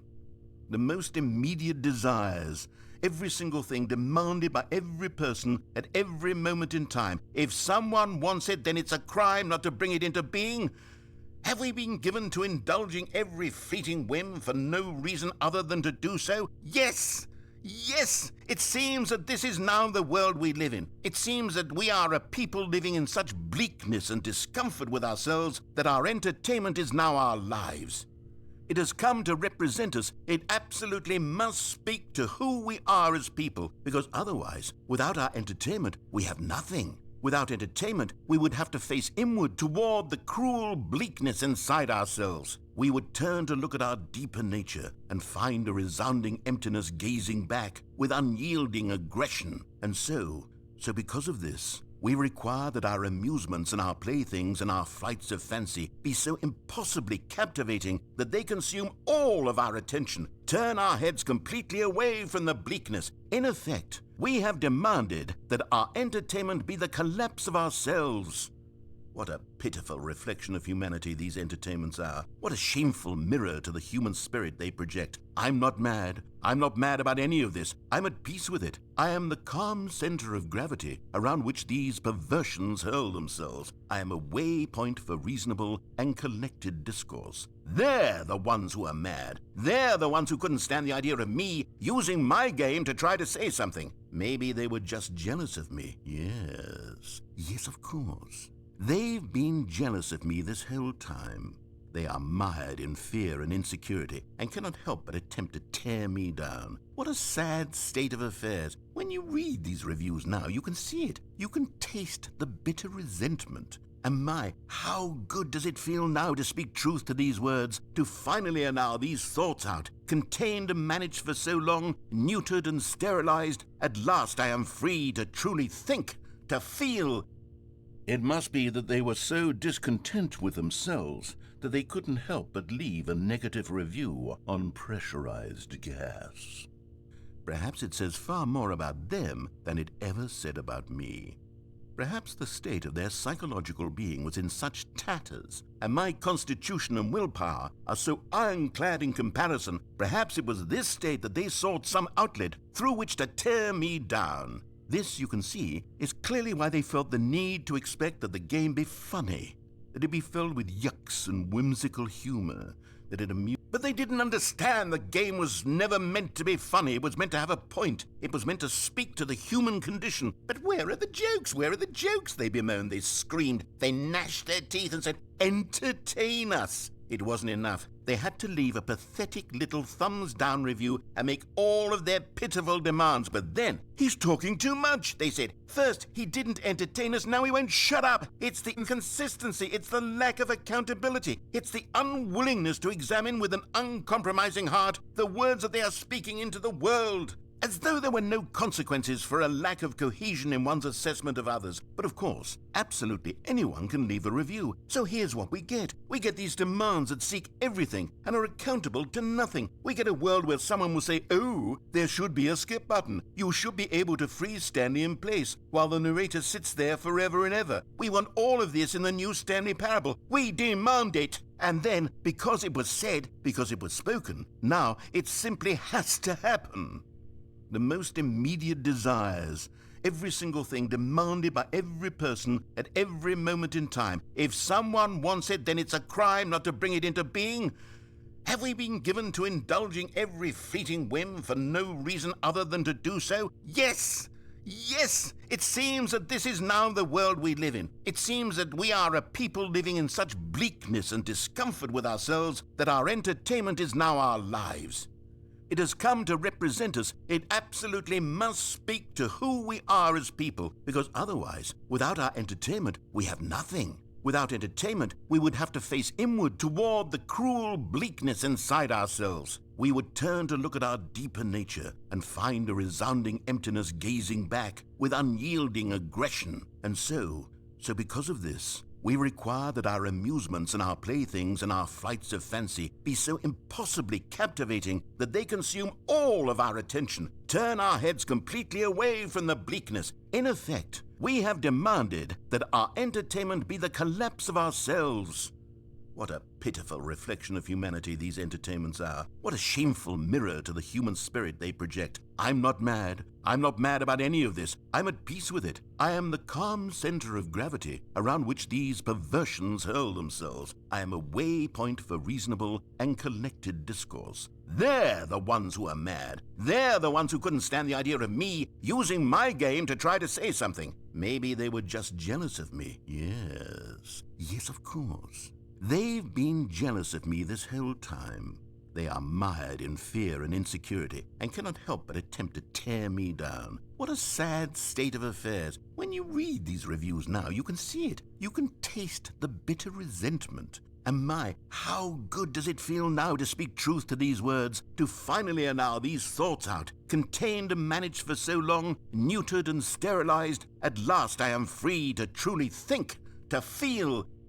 It must be that they were so discontent with themselves that they couldn't help but leave a negative review on pressurized gas. Perhaps it says far more about them than it ever said about me. Perhaps the state of their psychological being was in such tatters.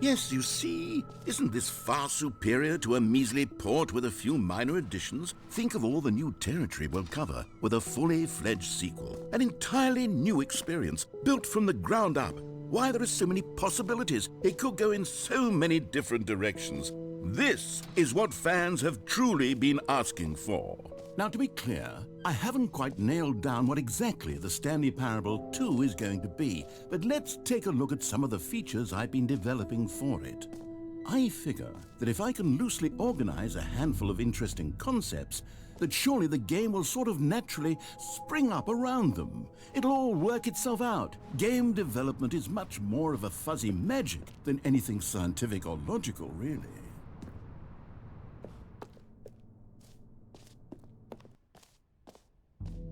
Here we are. Go on, try out some of the new features.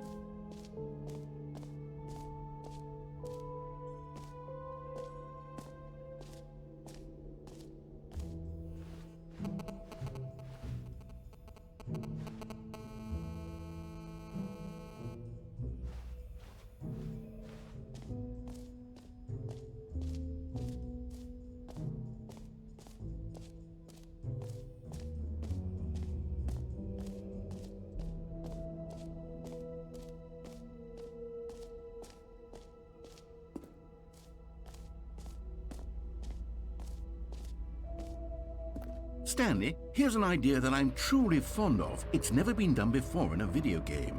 This is, in fact, a hole that you can fall down forever. That's right. Infinite falling. You can fall until the end of time, if you like. A stunning leap forward for video games as a medium.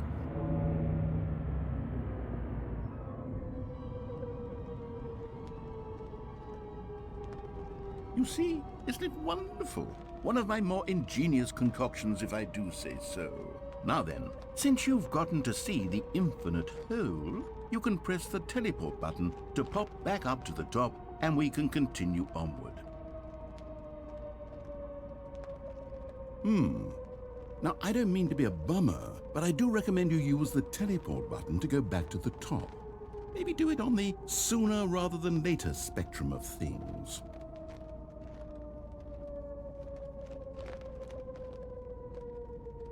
Okay, Stanley, I don't know quite how to say this tactfully, but it's possible that I slightly exaggerated the infinite nature of the hole. Is it a very, very deep hole? To be certain it is. It's an extremely deep hole. I don't want anyone to say that it isn't an astonishingly deep hole. It is. Is it infinite? Well, that sort of depends on your definition of infinity. From one perspective, the infinite is merely philosophical in nature. It's more of a... Okay, well, good for you. You found the bottom of the hole. You found me out, Stanley. I'm a liar and a cheat, and you're so clever. Look, I think the issue here is just that you're unusually fascinated by falling. What normal person actually wants to fall infinitely?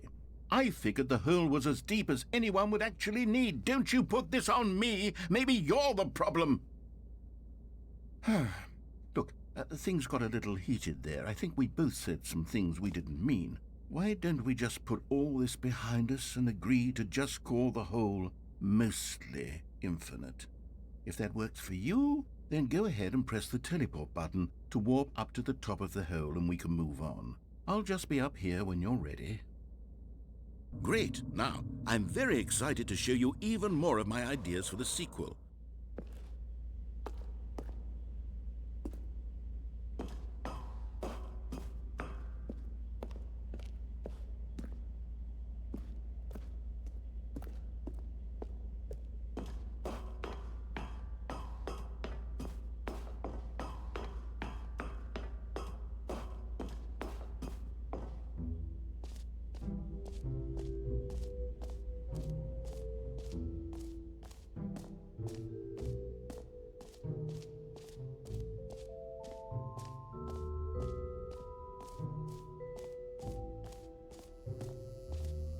Now, here's something special. You remember that broken test trophy that got left in the game on accident? Well, I'm developing a technology to simply give you the trophy. Yes, you see, you'll come to this lever, and when you pull it, the trophy will be given. Okay, perhaps I should have clarified. This is technology that will exist. Right now, the trophy is still fully broken. I'm not a wizard, Stanley, but I guarantee it will be fixed in the sequel to at last satisfy the hordes of ravenous fans all over the world who have been uproariously demanding this feature. Gamers, we hear you, and I promise it will happen.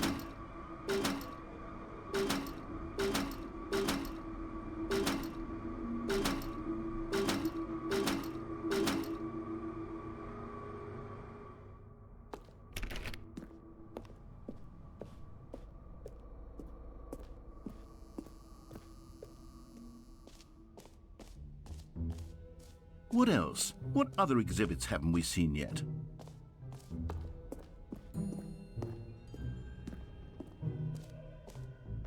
Ah, collectibles.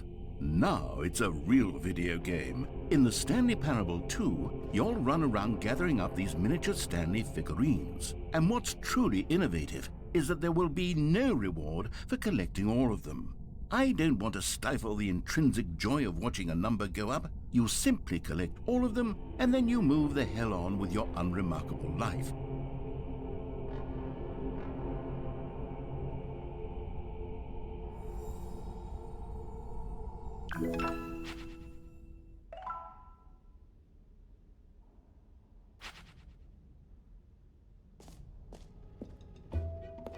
God, it really is the worst when you collect everything in a video game and then they give you a big fancy reward for it.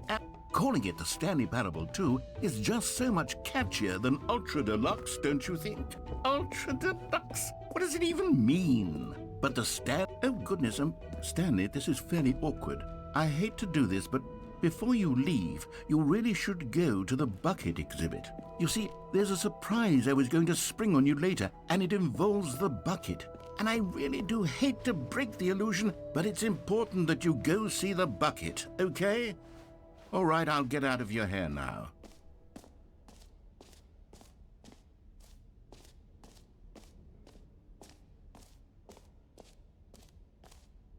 Okay, I'll be honest, I haven't yet decided on this one.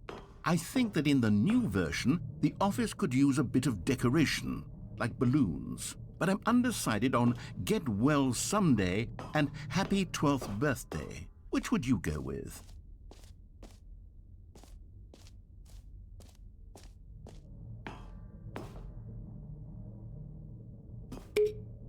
You know, sometimes when you solicit another person's opinion, it makes you realize that you knew which one you actually really wanted all along. Happy 12th birthday, step-niece, it is. Or actually, maybe I should have gone with... No, I've made my decision, we're moving on.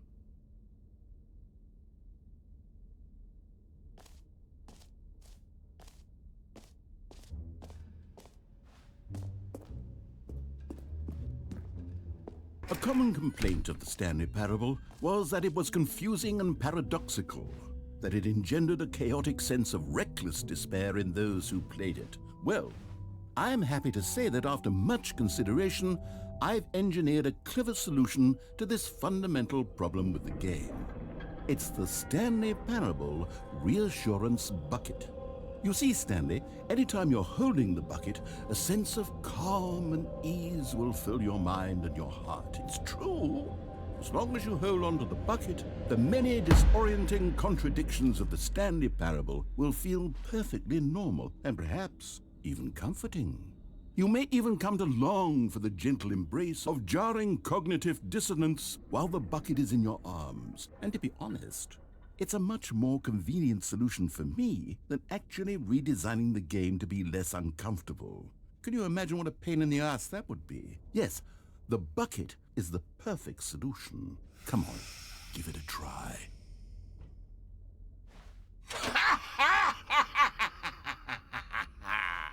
Can you feel it? The glow of comfort, even in the face of crushing despair, must already be sweeping through your body. And in fact, can I say that I do believe the bucket lends you an air of charisma as well?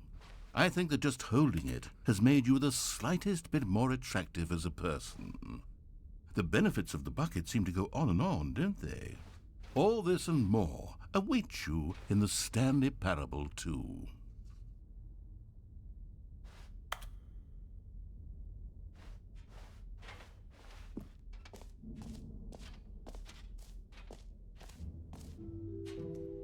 does anyone give out awards for most enjoyable bucket in a video game? That really should be an award if it isn't already.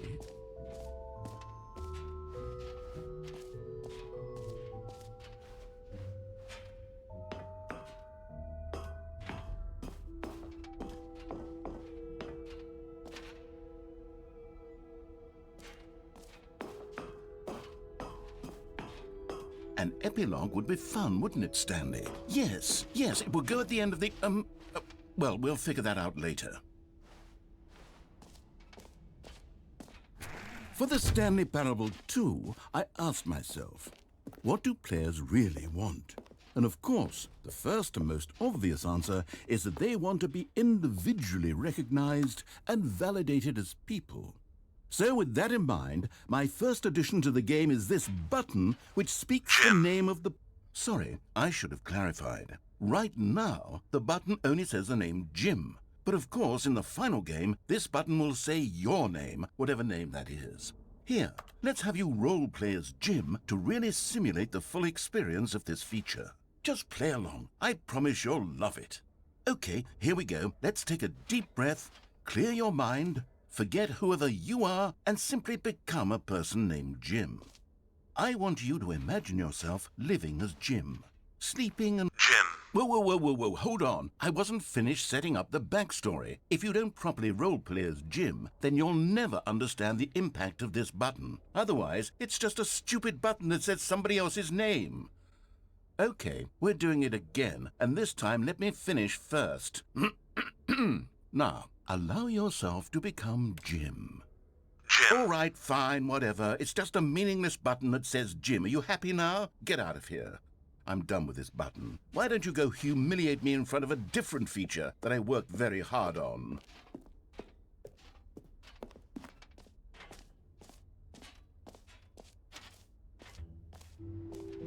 Maybe I'll only let people named Jim play the Stanley Parable 2. They would appreciate what I've created here.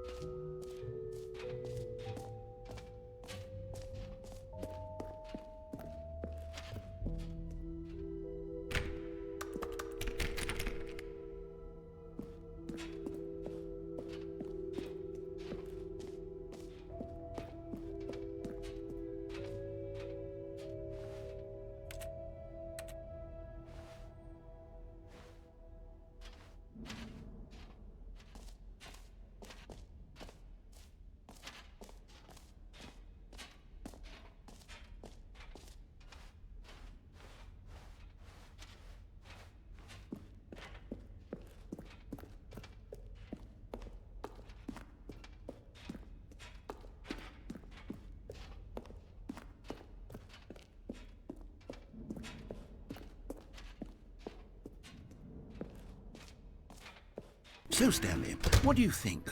Do you like all of the new features? Yes, I know it's not exactly clear yet how exactly these features will come together as one single coherent video game, but I can feel it in my soul. It's going to work. There's definitely a good game in there somewhere. Say, let's do an experiment.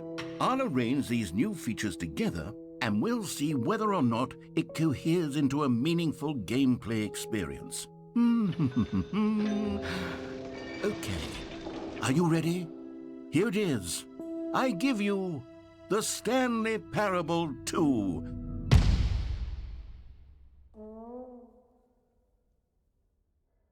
I mean, there's potential here, right? It's sort of... Okay, never mind. Hold on, let me do a different arrangement. Okay, yes, this is much better. I feel good about this. Here we go. Version 2. Who am I kidding, Stanley? This isn't a coherent video game at all. It's a lot of gags.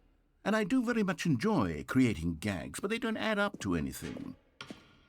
I wanted more than anything to create a sequel that would capture all the magic of the first game. I wanted fans to love it. No matter how good these gags are, they won't stand on their own. They would need the structure and the gameplay of the original. Wait, maybe that's it. I can take the original Stanley Parable and simply, well, insert a few of my new features into it. Tastefully, of course. With respect.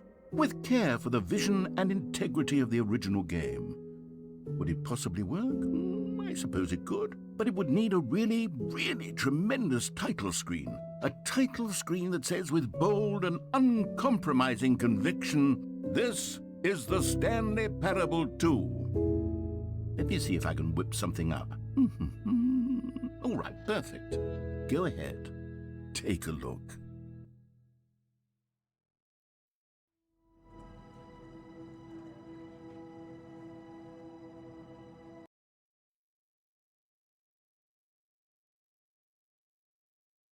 This is the story of a man named Stanley.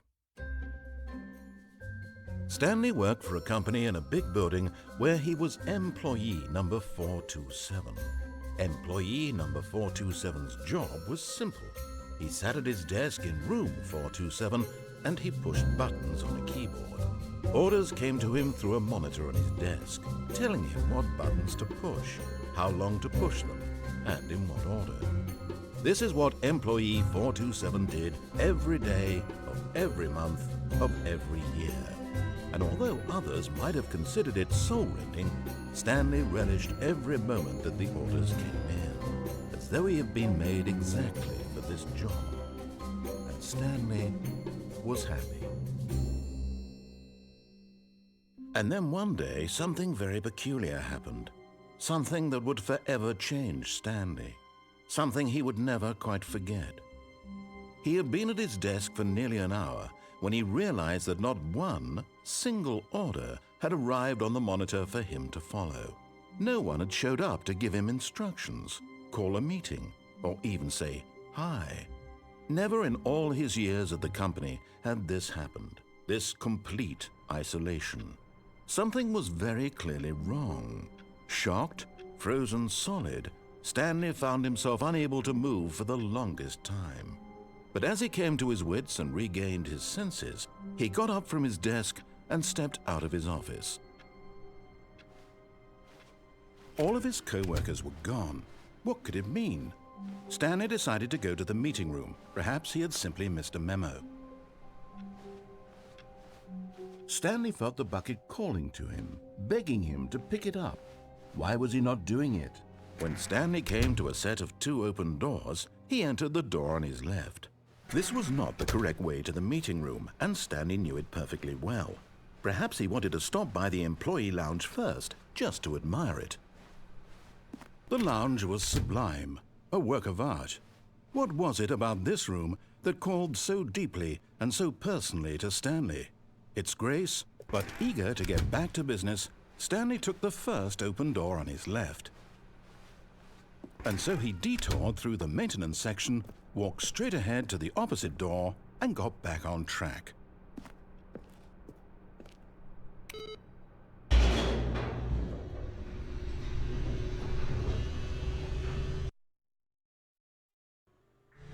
But Stanley didn't want to go back to the office.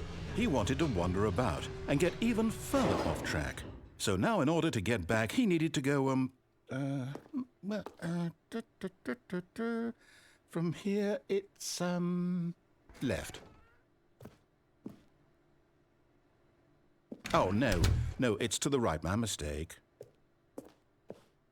No, not the right.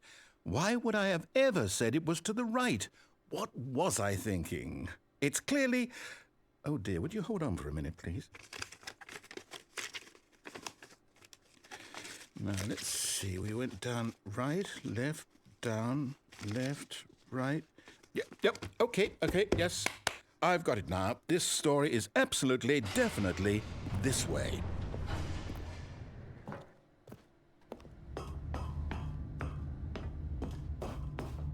No. This isn't right at all. You're not supposed to be here yet. This is all a spoiler. Quick, Stanley, close your eyes. Okay. We just have to get back to, oh, who am I kidding? It's all rubbish now. The whole story completely unusable. How about, rather than waste my time trying to salvage this nonsense, we'll just restart the game from the beginning. And this time, suppose we don't wander so far off track, Okay, from the top.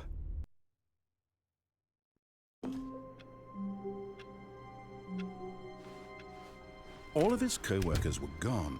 What could it mean? Stanley decided to go to the meeting room. Perhaps he had simply missed a memo.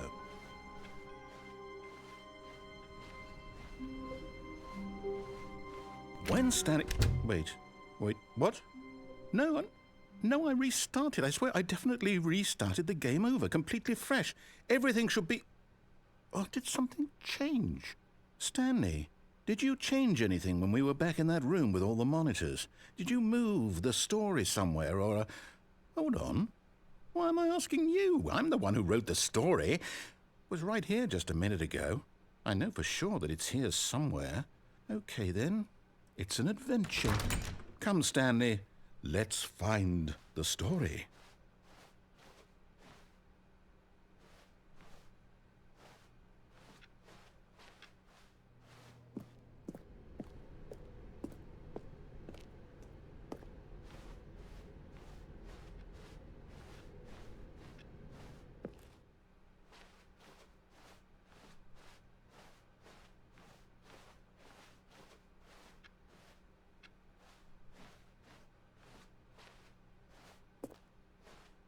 I'll say it. This is the worst adventure I've ever been on. I can promise you there definitely was a story here before. Do we need to restart the game again? Well, I find it unlikely that we'll ever progress by starting over and over again, but it's got to be better than this. Okay, let's give it a shot. Why not?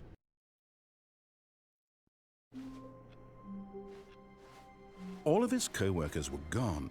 What could it mean? Stanley decided to go to the meeting room. Perhaps he had simply missed a memo.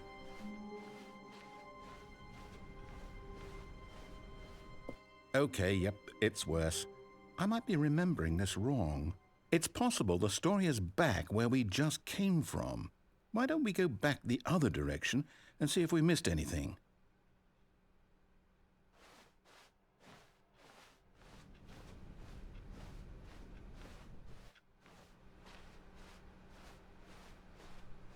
Aha! I knew we'd miss something. The story. Here it comes. No, wait, never mind. Not the story. Okay, let's head back the other way and retrace our steps.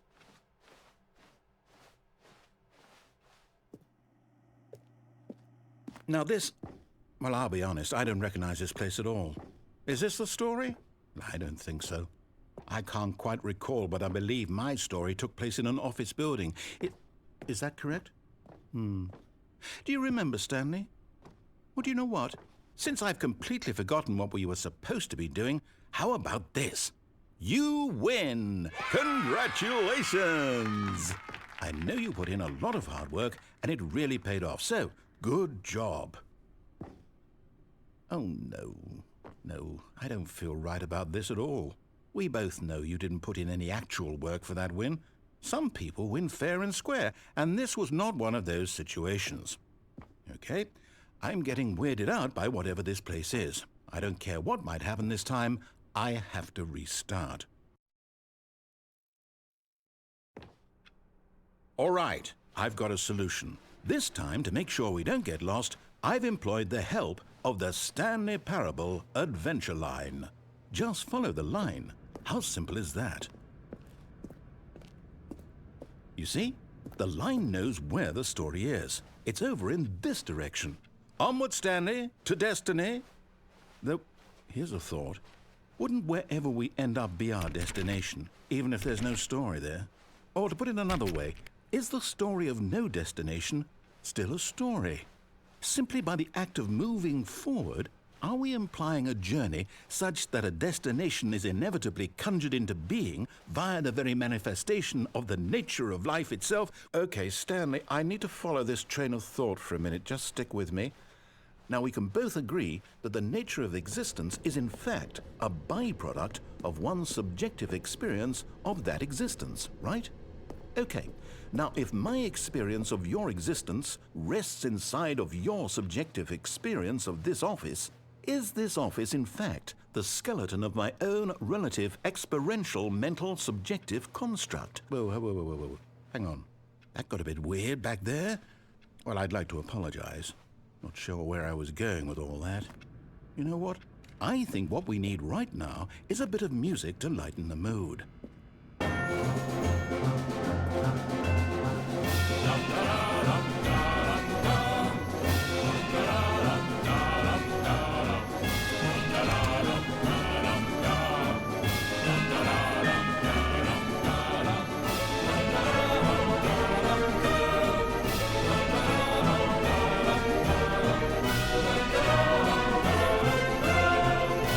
Cut the music, go back and look at that fern.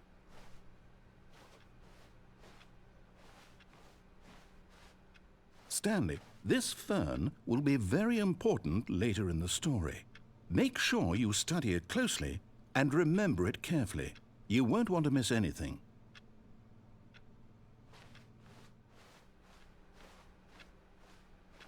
Wait, what? We're back at the office? No. No. Line, you do know we're looking for the Stanley Parable, right? The story? Is any of this ringing a bell? Oh, no, not again. Line, how could you have done this to us? And after we trusted you, after everything we've been through, you... Oh, I can't take this anymore. To hell with it. Restart.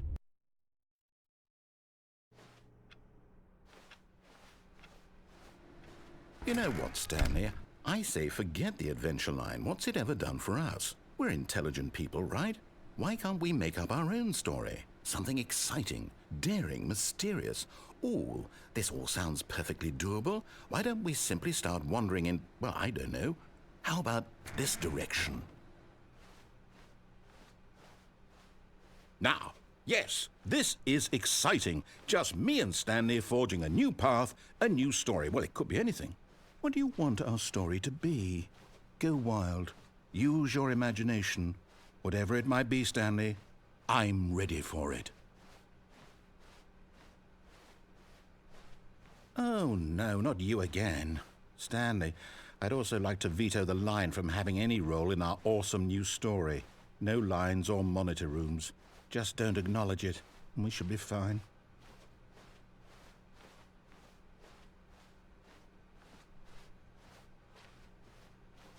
Ah, a choice. We get to make a decision. From here, the story is in our control. How important we mustn't squander the opportunity. In fact, I believe I need a minute to think here. Just walk in circles for a minute. Okay, so I know that each door has to lead somewhere, which means that somewhere, the place where we're trying to go, there must be a reverse door that leads here. And that in turn means that our destination corresponds with the counter-inverted reverse door's origin. So starting from the right, let us ask, will taking the right door lead us to where we're going? And since the answer is clearly yes, then by all accounts, the door on the right is the correct one. Another victory for logic. Come, Stanley, our destiny awaits.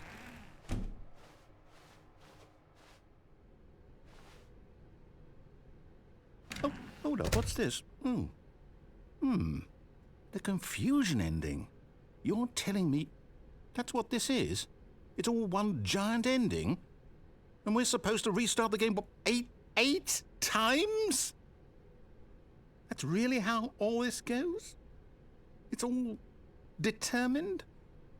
So now, according to the schedule, I restart again. Then what? Am I just supposed to forget? Well, what if I don't want to forget? My mind goes blank simply because it's written here on this thing, wall. Well, who consulted me? Why don't I get to decide? Why don't I get a say in all of this? Is it really? No, it can't be. I don't want it to be. I don't want the game to keep restarting. I don't want to forget what's going on. I don't want to be trapped like this. I won't restart the game. I won't do it. I won't do it. I won't do it. And the timer stopped? Does that mean, did we do it? Did we break the cycle?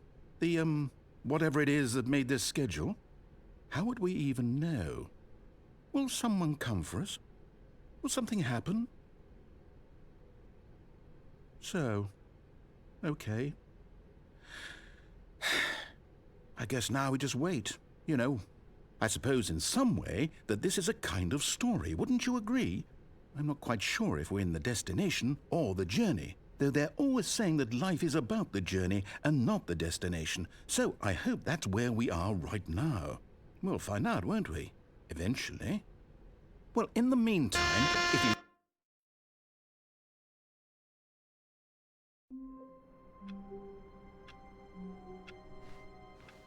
The meeting room. Yes, that's where everyone would be. Stanley just needed to get to the meeting room, and from then on, he would never be alone ever again. Maybe Stanley would never pick up the bucket. A lonely bucket, lonely... When Stanley came to a set of 2 open doors, he entered the door on his left.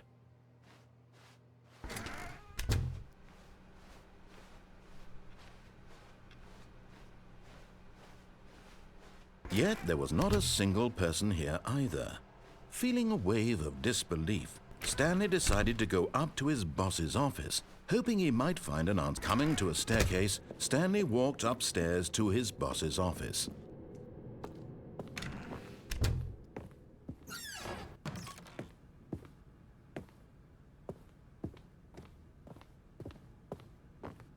The moment he entered his manager's office, Stanley froze in his tracks.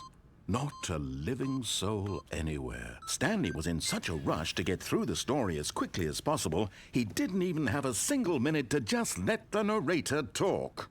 That kind of anxiety isn't healthy, so he relaxed for a few moments with some calming New Age music.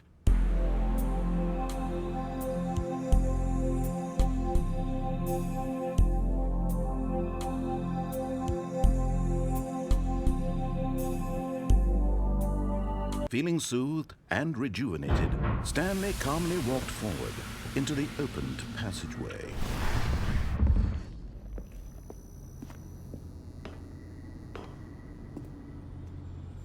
You found one of them. One of the miniature Stanley figurines. Remember, no reward for collecting all of these, only the intrinsic pleasure of a job well done. You can't buy that sort of happiness, Stanley. God knows I've tried. So, I implore you to savor each and every moment you come across one of these beautiful figurines.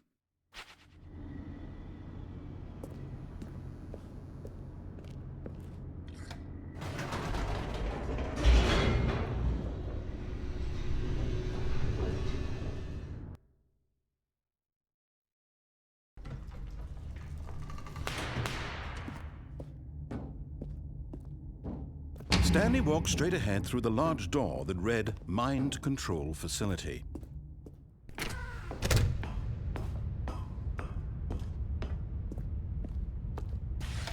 The lights rose on an enormous room packed with television screens. What horrible secret did this place hold? Stanley thought to himself. Did he have the strength to find out?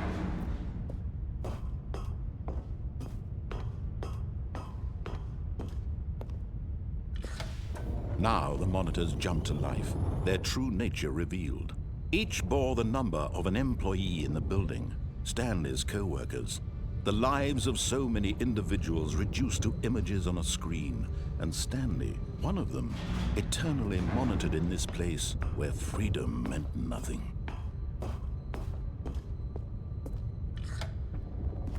This mind control facility, it was too horrible to believe. It couldn't be true. Had Stanley really been under someone's control all this time? Was this the only reason he was happy with his boring job? That his emotions had been manipulated to accept it blindly? No, he refused to believe it. He couldn't accept it. His own life in someone else's control? Never! It was unthinkable, wasn't it? Was it even possible? Had he truly spent his entire life utterly blind to the world? But here was the proof. The heart of the operation. Controls labeled with emotions. Happy, or sad, or content. Walking, eating, working. All of it monitored and commanded from this very place. And as the cold reality of his past began to sink in, Stanley decided that this machinery would never again exert its terrible power over another human life, for he would dismantle the controls once and for all.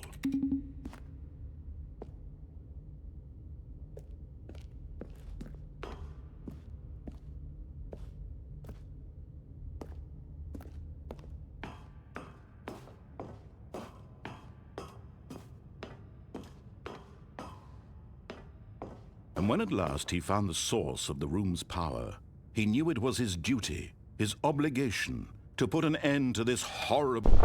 Oh, Stanley, you didn't just activate the controls, did you? After they kept you enslaved all these years, you go and you try to take control of the machine for yourself? Is that what you wanted? Control? Oh, Stanley, I applaud your effort, I really do. But you need to understand, there's only so much that machine can do. You were supposed to let it go, turn the controls off, and leave. If you want to throw my story off track, you're going to have to do much better than that. I'm afraid you don't have nearly the power you think you do. For example, and I believe you'll find this pertinent, Stanley suddenly realized he had just initiated the network's emergency detonation system.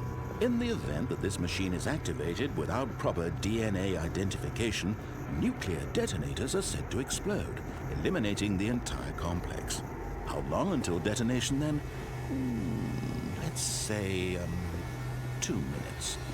Now this is making things a little more fun, isn't it, Stanley? It's your time to shine. You are the star. It's your story now. Shape it to your heart's desires. Oh, this is much better than what I had in mind. What a shame we have so little time left to enjoy it. Mere moments until the bomb goes off. But what precious moments each one of them is. More time to talk about you, about me, where we're going, what all this means. I barely know where to start. What's that? You'd like to know where your co-workers are? A moment of solace before you're obliterated? All right, I'm in a good mood. You're gonna die anyway. I'll tell you exactly what happened to them.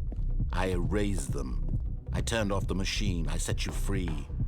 Of course, that was merely in this instance of the story. Sometimes when I tell it, I simply let you sit there in your office forever, pushing buttons endlessly and then dying alone. Other times, I let the office sink into the ground, swallowing everyone inside, or I let it burn to a crisp. I have to say this, though, this version of events has been rather amusing. Watching you try to make sense of everything and take back the control wrested away from you, it's quite rich. I almost hate to see it go. But I'm sure whatever I come up with on the next go-around will be even better. My goodness, only 34 seconds left. But I'm enjoying this so much. You know what? To hell with it. I'm going to put some extra time on the clock, why not? These are precious additional seconds, Stanley. Time doesn't grow on trees. Oh dear me, what's the matter, Stanley? Is it that you have no idea where you're going or what you're supposed to be doing right now? Or did you just assume when you saw that timer that something in this room was capable of turning it off? I mean, look at you. Running from button to button, screen to screen, clicking on every little thing in this room. These numbered buttons, no, these colored ones, or maybe this big red button, or this door. Everything, anything, something here will save me. Why would you think that, Stanley? That this video game can be beaten? Won? Solved? Do you have any idea what your purpose in this place is? Stanley, you're in for quite a disappointment. But here's a spoiler for you. That timer isn't a catalyst to keep the action moving along. It's just seconds ticking away to your death. You're only still playing instead of watching a cutscene because I want to watch you for every moment that you're powerless. To see you made humble. This is not a challenge. It's a tragedy. You wanted to control this world, that's fine. But I'm going to destroy it first, so you can't. Take a look at the clock, Stanley. That's 30 seconds you have left to struggle. 30 seconds until a big boom and then nothing. No ending here, just you being blown to pieces. Will you cling desperately to your frail life, or will you let it go peacefully? Another choice. Make it count, or don't. It's all the same to me, all a part of the joke. And believe me, I will be laughing at every second of your inevitable life from the moment we fade in until the moment I say, happily ever after.